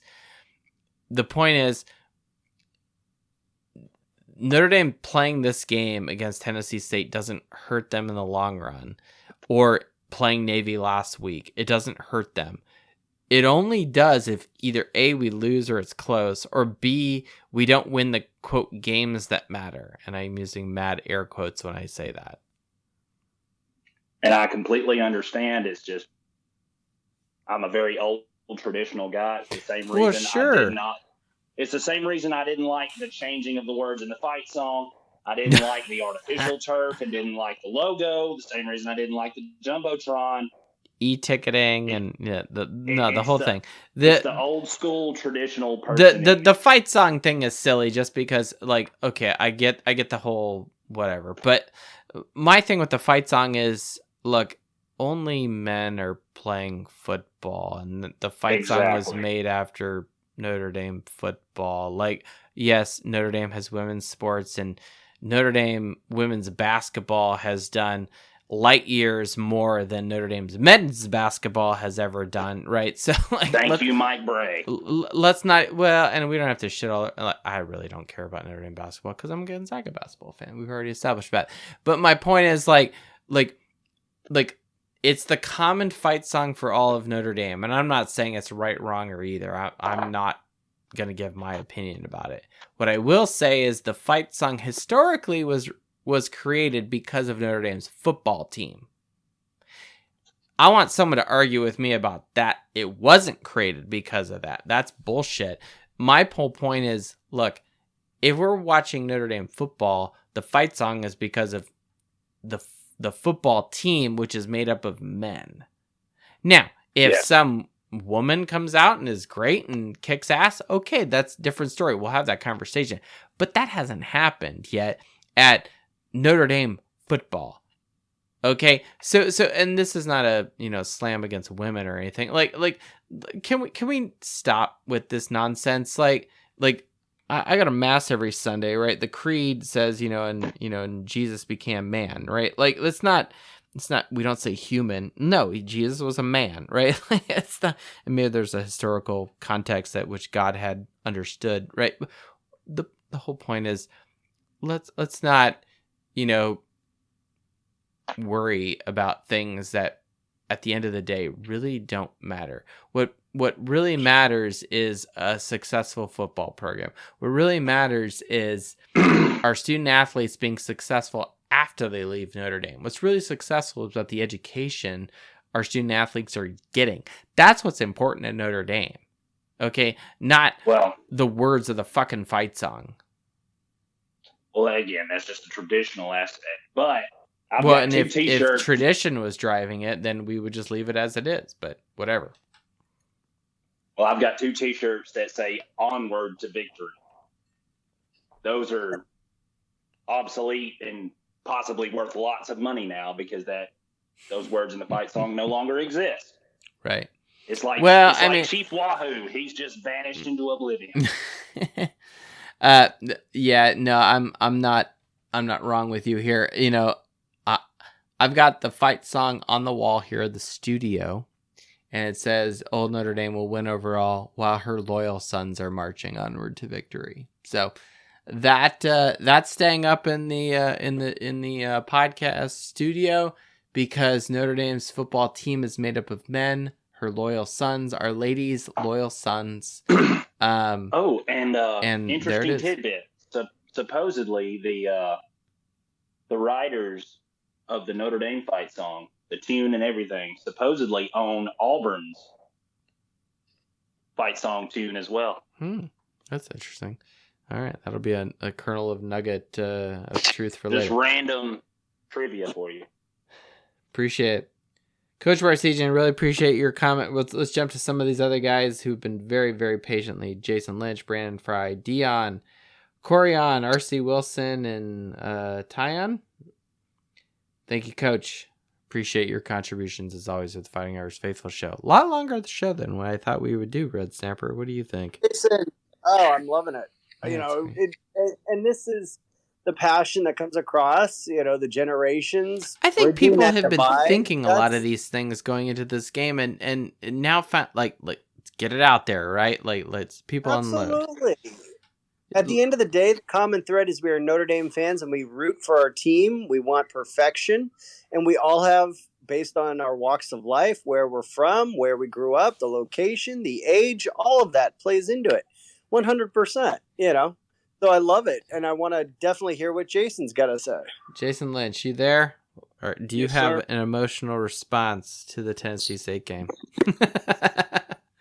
Really? I mean, it's an FCS school, whatever, but I mean, every team, whether it be Alabama, Georgia, Michigan, Ohio State, somebody's playing one of them.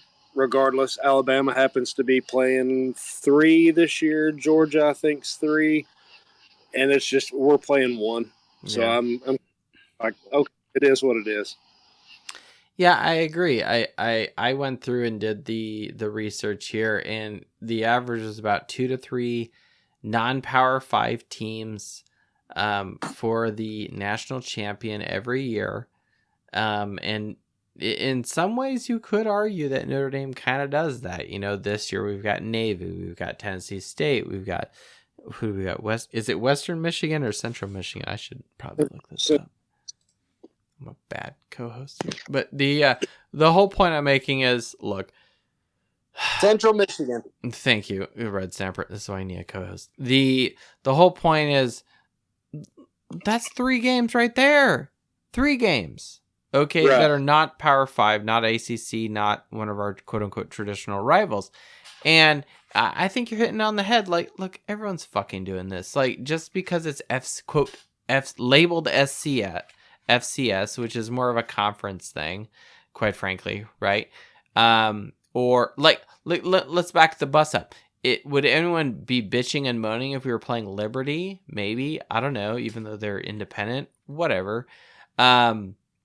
Yeah, but they're not FCS. Like, it's just words. It's just a name. It's just an acronym. Who cares? Are we playing football Saturday? Pardon? Are we playing football on Saturday? We are playing football on Saturday, and we're excited. Are we doing a post game on Saturday? Hell yeah, we're doing a post game. Regardless of our opponent, aren't we trying to win? That's the ultimate. Exactly. So I don't care who you are on the other side of the field, I'm going to beat you. That is the mentality of going into this week. And that starts with, and I'm going to harp again, every snap, reading your key, assignment football. That is what this week is about. That's what Central Michigan's going to be about, ironically, right before Ohio State. So I'm sorry. I like the FCS. I like the fact that it puts the onus on the coaches to really coach our guys up in the moment. And if we're going to go 1 week at a time, as you know, Marcus Freeman has kind of coined for this year, one game at a time, one snap at a time. If you're going to boil it down, one key at a time. You win your play by doing your job. That is what this week is about. That is ultimately how Alabama, I guarantee you, treats these games against FCS schools. How Georgia, Michigan, Ohio State treats these games against FCS schools. It is an elevated practice that gets a win. It's an elevated practice that gets a win, and I'll take it. And the whole premise of this podcast is the national champions do what they do and be who they are. Well, if they're playing FCS schools, there is something in that they are definitely drawing from those games that is helping them win championships. So from a traditional standpoint, you know, even ND Fanatic said, what do we get for it? There's no trophy. There's no, star on the helmet. There's nothing that we get for not having an FCS school. More importantly, if everybody else who's winning national champions is playing an average of 2+, they're getting something out of this. It's called a freaking win, and the breakdown of assignment football week after week that they play them. So I honestly see this as a huge win for the team because it creates and it harbors and it encourages the championship mindset that Alabama, Georgia, and these other teams have had for the last 5 years. And I agree with you, Red Snapper. And one thing to tack on to that is if you are playing a quote unquote lower level team that you should dominate and you're buying a win, fine. My whole thought is think of it more kind of in the down in the trenches. What happens physically during this game? Your starters will play. Okay, they'll play for 2-3 quarters and then nothing. They will rest. What this does is twofold. Number one, it rests your starters. They don't get banged up. And two, your backups get experience. Ding, ding, ding, ding, ding, ding. Okay. And so we've talked about this before in the podcast that it's like year after year with Alabama or Georgia or Clemson or name a team in the last few years from the SEC. It's almost like they've figured this out and we're kind of finally coming to terms with this, secret sauce here, which is, wait a minute, you play a shitbag opponent like Tennessee State because they're a shitty team. They're not a good team, right? They don't have. It doesn't mean we don't like them. Doesn't mean we're mean towards them. No, they're not a good team. They don't have good talent. We play a shitbag team, and Sam Hartman goes out, estimate whatever. We put up 3, 5, 4 touchdowns, whatever it is. Okay, then put Angeli in, put the backups in, put Ford in, put whoever else in, okay, to run and play football and get more snaps, get more experience, keep them engaged so they don't transfer, some of this other crap.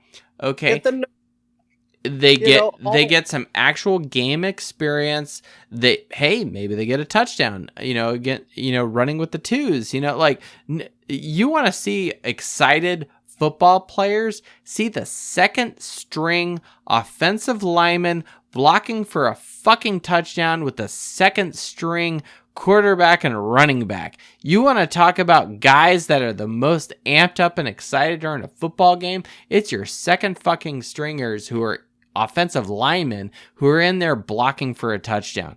Nothing gives them greater joy than that. And that Absolutely. is huge. And the first string is going to be on the sideline going apeshit. They're going to be going nuts, right? And everyone's going to love this kind of stuff. It's kind of the same MO when you've got like a walk-on kind of guy who finally gets granted with a scholarship. You like it's the same kind of thing. It galvanizes the team. It brings people together. I see this as a positive. I really see this as an opportunity to rest the starters so A, they don't get banged up or injured or any other nonsense, and B, it gives the backups a lot of valuable game experience. Grant, it's a lower level opponent, but it doesn't matter. It's for snaps that matter. They're plays that matter.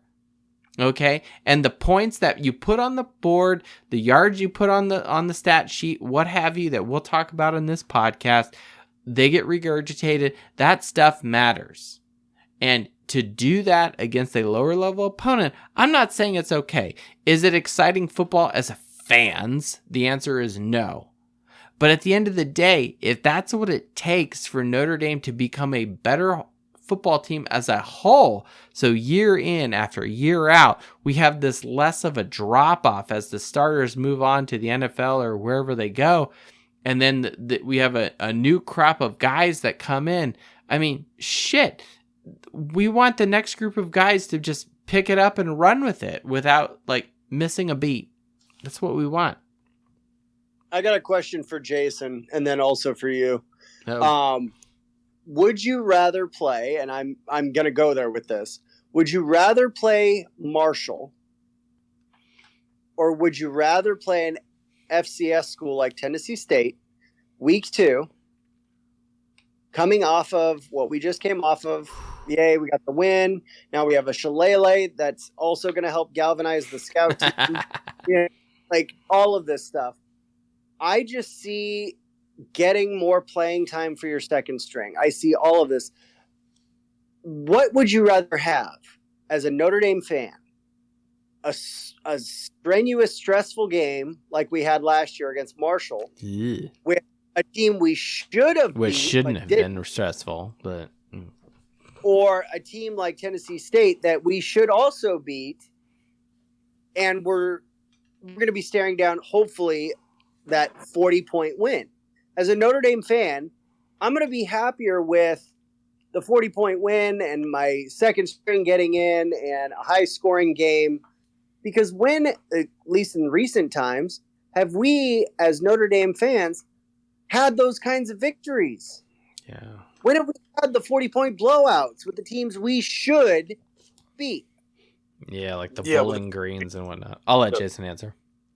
Yes. So, yeah, I agree. I agree 100%. Like, I would rather, and at the end of the season, if, say, we're, sitting there in the playoffs and, granted, we win the playoffs, win the national championship, I don't think anybody's going to give a shit if we played Tennessee State, Notre Dame fan or not. Exactly. So, I mean, to me, it's one of those, and I don't know how did they even come up with these teams to schedule. I'm sure it's probably not a cakewalk saying, okay, well, we're just going to pick this team. I'm sure not everybody wants to play Notre Dame, so I don't. With Marcus Freeman, of course, Eddie George, they played together and they're Ohio State connection, absolutely. Yeah, so I'm sure they're pretty good friends, and that may have, intrigued the Athletics to go toward Tennessee State. I don't know. I have a question for Jason here. It's relevant to the discussion we're having. 2019, Brian Kelly's our coach, right? The year of 2019, we played Bowling Green and New Mexico. Jason, do you know how much we beat both of those teams by? I don't remember exact scores, but it wasn't what it should have been. Okay, well, I mean, both were very convincing wins. Both of those games we won by 52 points. It was 52-0 versus Bowling Green and 66-14 against New Mexico. Now, and here's where I'm going with this. you clearly didn't remember the outcome of those games. Do you remember the outcome of the game versus Michigan in 2019? We lost at the Big House. 42-14. Yeah, very close. 45-14 we lost. We lost by 31 points. Do you remember the game versus Georgia? At Notre Dame. No. That was 2017. 2019, it was at Georgia. At Georgia. It was closer. We lost by 6 points. Okay. Right. 23-17 we lost. My point is, I guarantee you, people would remember the quote-unquote close games or even blowout games, if you take into account the 2019 Michigan game. You remember the games against the teams that mattered, Georgia and Michigan, the two teams we lost to that year, versus the games we blew the fuck out of the opponent, Bowling Green, New Mexico. My point, and back to what Red Snapper is saying, you go and play an FCS team, and you pistol whip them by 50 or 30 plus points, no one's going to give a shit, because it just kind of like disappears. And it's like, number one, A, you should have done that. And B, it doesn't really, quote, help you. What really helps you is beating, quote, good teams, Power 5 teams, teams with a decent strength of schedule, with good talent, what have you, beating Ohio State, beating, USC, and being Clemson, right? These are statistically backed up teams with good talent, with good performance of what they're putting up as far as, total touchdowns and defense. Well, maybe not USC because their defense is shit. But my point is, you go out and you beat a good team, that turns some eyebrows. You go out and you beat Tennessee State versus Navy or Central Michigan, no one cares. And that's not to like say, and furthermore, that doesn't poo-poo you. No one cares that you even played the game, because they know, oh, that's just what happens. Right. And we as Notre Dame fans have been holding on too long to, oh, well, our strength of schedule is so great. Like, jump on Twitter, and we don't, I'm not here to blast anyone. And if anyone wants to hold the strength of schedule banner, I'm with you, right? I don't think it makes exciting football. My whole point is, it doesn't earn anything. It doesn't earn Notre Dame anything. No. Notre Dame's not gaining any favors in the AP or the college football playoffs because, Notre Dame has a strength of schedule of, X, Y, and Z. In some regards, it's not even it's not even that great. Like Notre Dame's strength of schedule last year was 50th, right? There's 131 teams in Division I football, non-FCS teams, FBS. Okay, 50th. Okay, that's not great. And are you gonna say, oh well, at least Notre Dame played BYU? Like, no, it's a function of how well your opponents do. Like, I will say this: the team that wins the national championship, their strength of schedule is always really high, because regardless of the fact that they play 2 or 3 FCS or non-Power 5 teams every year, they end up playing for a conference championship. They play in their own conference. They end up going to the playoffs, playing at least 1-2 other good teams, and beating those teams. And they're called good teams. You go back and you look at who Georgia played, the quote-unquote good teams that Georgia played last year. Holy shit, it looks really good. Right. And they were convincing wins. And I think part of that, too, that is one of the intangibles, is the confidence it's going to give to the team. The confidence of seeing, okay, number ones, you're done. Number twos, get in. And to keep them engaged and have that camaraderie that does span. I think, injuries are going to happen. Guys are going to have to step up. And it's a lot more fluid when you have guys with playing time and you have a rapport with guys who don't have happy feet, guys who don't make mental mistakes. And the only way you can do that is by building the confidence of the team and the championship mindset. And that is, again, assignment football. Win your key, win your down. Yeah, good stuff. Good stuff. Well, Jason, any last thoughts before we let's jump over to Brandon and kind of let's start winding this stuff down. I did not think we were going to go almost 2 hours tonight with this podcast. So, but Jason, any last thoughts here? No, I think, like you said, the Tennessee State game, like you said, the second stringers, they'll remember that. If we blow out Tennessee State, they'll remember that a lot further down the road than, if we played a team we should have beat and lost. I think it's just one of the tangibles of football, I guess. It's like Red Snapper said, win your assignments, start honing yourself now. And then when it comes time to play the, quote, bigger teams, you're a little bit more prepared. Yeah. Yeah. Being in a dogfight versus Ball State in 2018 is garbage. Okay. Yeah. And Grant, I honestly lump Ball State into the same, bucket as an FCS school, like Tennessee State. Fine. And let me say this. I am not here to dump on Tennessee State or to say that they're trash or they're lower level. That is not what I'm saying. All right, they still are a university. They still have a football program. They still have to put these young men on a bus or plane or whatever, get up to South Bend. And these guys know there's a slight chance they might win, but most likely they're gonna get their ass kicked. They're not stupid, right? And quite frankly, that takes pride and courage to go out there and know that you are outmatched and you are going to play against the University of Notre Dame in their own house and probably get curb stomped. And quite frankly, I hope we do that, right? Because that's what we as Notre Dame fans should do if we desire excellence. That being said, that doesn't mean we don't like Tennessee State. Doesn't mean that these players, like they're still young men that are playing football for said school.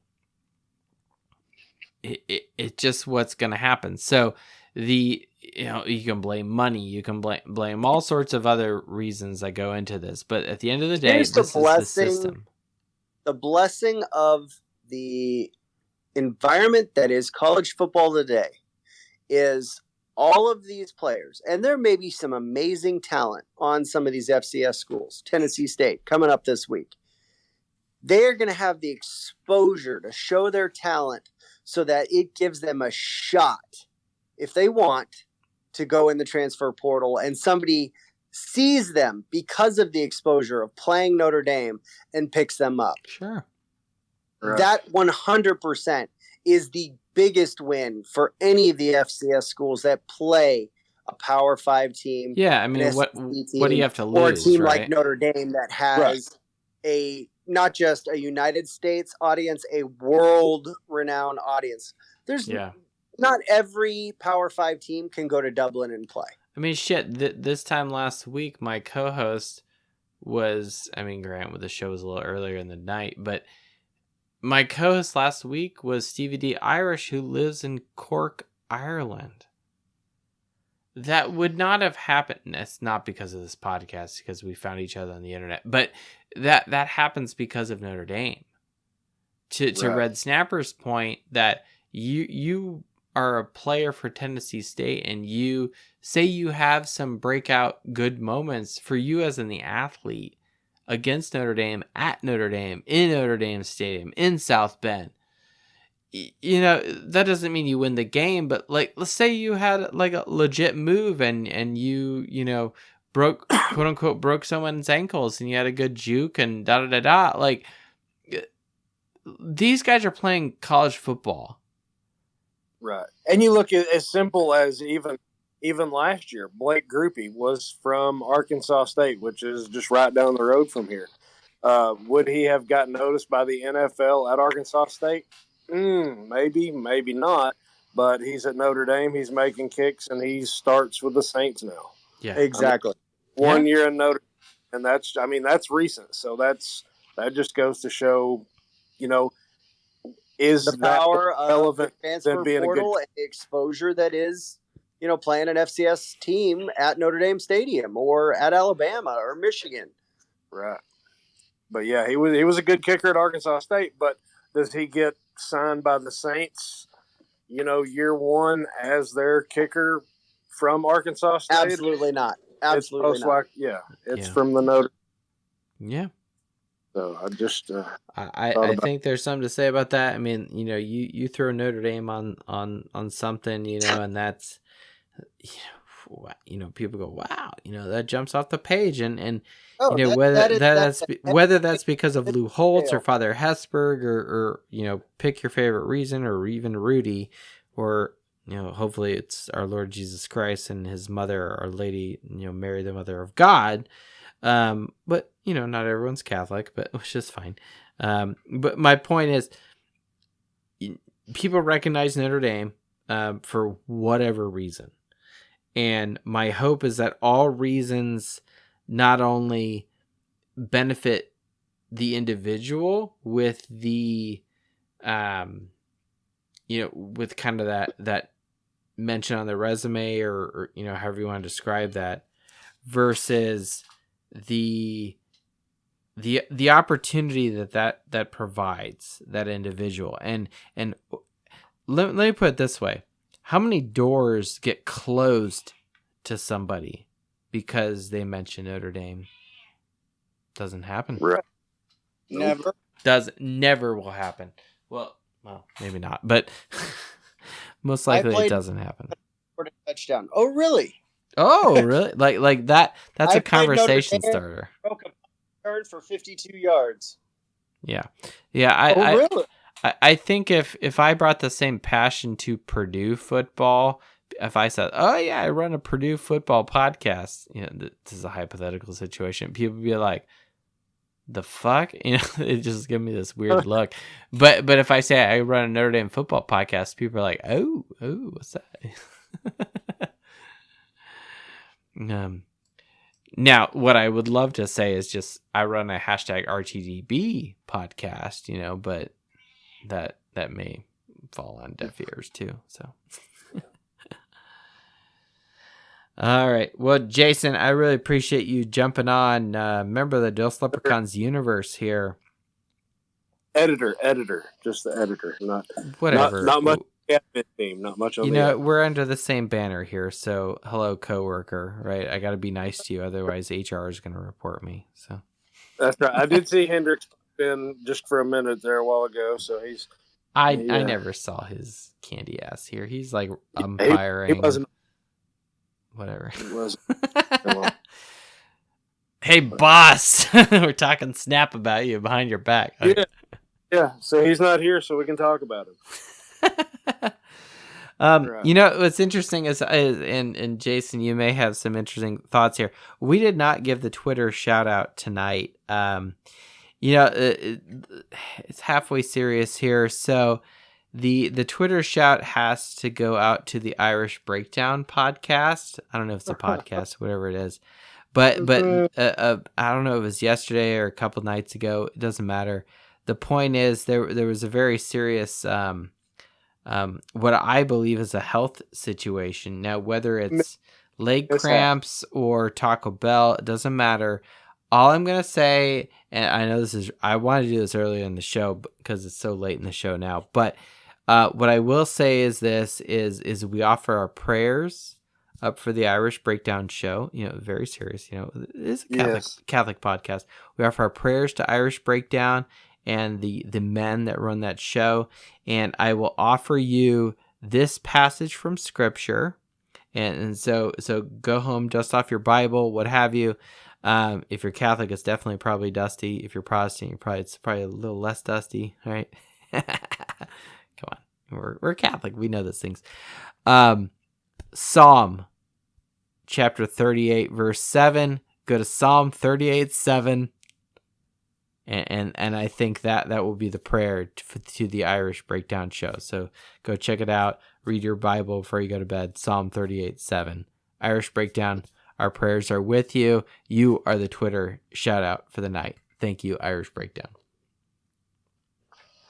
Yeah, I was just glad that Jimmy took the show to the bathroom instead of bringing the bathroom to the. What? You're breaking the news. People can go look this up on social media. Oh my god. We'll move it on. We mentioned Taco Bell. People know what's going on here. Okay. Who knows if that's actually what happened, but I think Psalm 38:7 is appropriate here. So, Ivy and want to say something, please throw your hand up and we'll get you on. Yeah. If you got. Yeah, we invite Corian29, Corian at Corian291 on the Twitter. We invite you to speak if you wish to jump on, by all means. There's another person here, Oriental 46 is here. If you want to jump on, by all means. If you wish to join the Fighting Irish Faithful show, by all means. If not, the couple of last stats here. Look, a lot of people are trying to make. I think it's a little bit of grasping at straws. I don't know about you, Red Snapper, but look, Eddie George is the coach of Tennessee State. Look, he's a very successful player in the NFL. He was a Heisman Trophy winner. He played at Ohio State from 92 to 95 under John Cooper. I didn't, it's funny, is going back and doing this research, I didn't realize how far, quote unquote, in the past Eddie George played at Ohio State versus Marcus Freeman. For some reason, I thought there was actually an overlap, which is clearly not the case, which now that I think about it retrospectively makes way more sense. Because Marcus Freeman didn't even play for the same coach. He didn't play for Cooper, played for Tressel. So a lot of people are like, oh, there's a connection between Eddie George and Marcus Freeman. I'm like, well, other than the fact they went to Ohio State, I guess. Yeah, they're alone. But they weren't teammates, right? They were teammates, but they never played together. They're. That's like saying like Greathouse is a teammate of Jeff Samardzija, right? I was never a teammate of Matt Leinart. I was never a teammate of... I thought he was a freshman while you were a senior. Right, but he was never on the sideline with me at the same time. Ah, okay, my bad. I thought he was, but okay. And, so do I, why I can't think of his name right now. Bryce Young? Bryce Young, thank you. Another alum of Mater Dei. Did we have the same sideline? Yes. Did we ever stand on that sideline together? No. Do we both know what it means to wear the you just gotta throw your Letterman's jacket on and put your ring on and just be like, hey, what's up? And just kind of show up and see what happens. Exactly. There's instinct. So if Eddie George and Marcus Freeman made that connection and that's why we're playing Tennessee State, more power to them. Absolutely. Yeah, I mean, is that really what the Notre Dame Illuminati or the puppet masters, however you want to describe it? I know it's really negative for me to say that, but Jack Swarbrick. Notre Dame and Illuminati. You look, Notre Dame's got connections, whatever. Yeah, I mean, those fuckers know that. Yes, and I said that out loud. Those fuckers know that I run this podcast, right? And I will say this, okay? Look, and we've saved this for now, and it didn't quite come out as smooth and articulate because I was hoping this would come out better when we're doing kind of the Navy postgame show. But look, I'll just say this: Jadarian Price is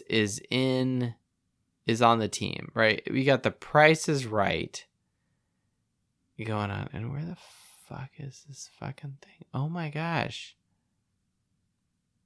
Your soundbite. I'm fucking looking for. All I got is the Price is Wrong here. What the fuck? Oh, I'm so pissed right now. Oh gosh. It's all good. No. Here we go. Here, I got it. Here, we're good. My whole point is, look, Jadarian Price, he scores a rushing touchdown. This is the one of many, and what I'm really just as what Notre Dame did with Michael Mayer, they played the Halloween theme, right? Which we came up with. No, I don't know if we came up with that. Do you know what? We had mentioned it 2 weeks before. I don't know. That might have been No. 2020, 2020. It doesn't matter. It doesn't matter. I don't want to get wrapped around the axle on that. All I'm gonna say is, and 5 Foot Nothing Pod, I'm very happy gave me this credit in his most recent show. We said this after the spring game. That wasn't this past spring game. The previous spring game. Games. Yeah, 2022. Yeah. Okay. I said, and because Price looked great, and I said, anytime Price scores a touchdown in Notre Dame Stadium, they need to run out this shit. Listen to me, Notre Dame. I'm telling you right now, Price is going to score a rushing touchdown. Any touchdown. You've got to run this theme in Notre Dame Stadium. Just run it. Do it. Play this in the stadium. People will love it. Absolutely. And we have been running this banner and say, yeah, okay, they might monitor us, but if they start playing, no, they just monitor my Etsy store, right? Hey, you are on their target board, man. They know I'm there because they know I talk shit. Wonder why? Because they know they can't actually silence me because of this thing called the First Amendment, right? And that's not to get political. It's just like they know they can't do shit because they know people are still going to listen to me, which is something the Irish Breakdown show can't do, right? Because they have overlords and they'll lose their press access because they'll lose their money, or and that's no disrespect to Irish Breakdown. I'm just saying. We can be a little more cavalier in our language on this show. Exactly. Coach, you want to jump back in? Yeah. God rest his soul, Bob Barker. But is it not awesome how him being the host of The Price is Right, he lived as close to that $1 mark as you could without going over? Yeah, right? That's right. Good times. Good times. Well, if no one else jumps on, we've invited Corian29 to jump on. If you want to jump on, by all means, give your thoughts of even the Navy game or even the game against Tennessee State. If not, we're gonna I think shut it down. We've talked a lot about the historical Black College thing, the remote connection between Eddie George and Marcus Freeman, just a little bit here at the end. And I put in my piece about Jadarian Price. Now, I will say this. Eddie George, this is not his first time he's experienced Notre Dame. The first time and only time he experienced Notre Dame was a home game, Notre Dame at Ohio State in 1995, where he kind of blew things up, and Ohio State won 45-26 in the shoe. And the next year after that, he departed Ohio State.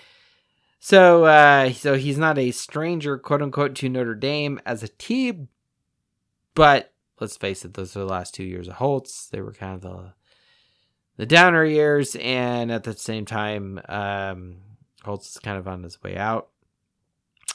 But Eddie George never experienced Notre Dame at Notre Dame Stadium, so good things going for Notre Dame, and quite frankly, we have better talent. There are no stats I can do. Stats of champions, CFB stats. Pick your favorite websites. Look, Eddie George went 4-7 last year. This is his third season coaching. Technically, he has more experience as a head coach than Marcus Freeman, but let's face it, he is got a record of 9 wins and 13 losses. Again, it's Tennessee State. He's not Marcus Freeman with a 2 out of 3 win percentage here. No, I'm looking forward to it. So it should be a good week. Should be a great game, and I'm looking for how do we look in the first quarter? How do we come out? Do we look like the well-oiled machine that we were, or over in Dublin? Do we have to kick some rust off? How do we look? I want to see at least the same pacing, if not more, than the first quarter of, this last week. I want to see 14 to 21 points in the first quarter. I want to see how well we push it and how well we read our assignments. Yeah. No complaints here. Yeah. I don't want to see I don't want to see the fluke receiver get behind our secondary. I don't want to see those little subtle mistakes. Those were assignment misses. Yes, it's the triple option. Everyone's cheating up because they're going to run the ball 99% of the time. But you can't have that. I mean, the game would have been completely different if both of those passes had been caught. So, yeah. Oh, yeah. Last week. Yeah. No, I'm with you there. Oh, yeah. So that's what to improve on. And that's what I don't want to see this week. Good. Yeah, I think that's I think that'll shut us down for tonight. This is the Fighting Irish Faithful podcast, part of the Dos Leprechauns universe. And we thank you, everyone who has joined us tonight. Anyone from 5 Foot Nothing Pod, Coach Barcigian, Jimmy Gallagher, Jason Lynch, ND Fanatics. I'm sure I'm missing someone else. But no, it's been a good show. My co-host Red Snapper at Red Snapper 9098. Coach Red Snapper, any what's the surf report? Is it still stable and consistent out there in Southern California? John, I'm gonna have to look. I didn't look today, and how dare me? Well, I'm sure it'll change by the time it's sunrise tomorrow there on the West Coast. So we thank you, everyone, for joining the Fighting Irish Faithful show. A little more lively than I thought it was going to be. Look, this is a new game for Notre Dame. We're playing a historical black college. We're playing our first FCS team, all these other things. I really think that Notre Dame has the opportunity to just go out there, gain the momentum from the Navy game. We let's not look macro. Let's not look at, what is the hidden message here? Look, it's just another football game. Your job in this game is to go out there and win, beat up the opponent. I don't care if it's Tennessee State. I don't care if it's Alabama. Your job is to go out there and beat the shit out of them. Whether you're successful or not, the coaches will ultimately be the measuring stick in this podcast. We're excited to play. We're always excited to watch our Irish. Whether it's the quote-unquote most exciting, riveting game is another story. But at the same time, we do not want Tennessee State to be a, quote, exciting game. We want it to be a boring drubbing of our opponent. And with that, go Irish, beat Tigers. Throws the ball, it is caught, Reggie Brooks! Reggie Brooks got it for a two-pointer, and Notre Dame is out in front, 17-16. Lost the ball, the pass is batted down! It's batted down by Carroll! It's caught by Samaja, inside the 20, inside the 10, he's going in! Notre Dame has scored! Dawson throws, open receiver in the end zone. Touchdown, Notre Dame! Somehow, the Irish did it! Out of the pack, 30, 35. Goodbye, baby! At the 50, the 40, the 30, the 20, the 10. 5-5 rocket touchdown, Irish! Tyree! Whoa! Can he get there? Tyree at the 30, 20, 10, touchdown, Notre Dame! Woo! 98! Big ones! Zibikowski looking for a block. Cuts to the right to the 40. Gets a block. Gets to the 45, 50. Up to the 45, 40, 30. One man to beat. 20, 15, 10. He's down to the 5. Touchdown, Irish.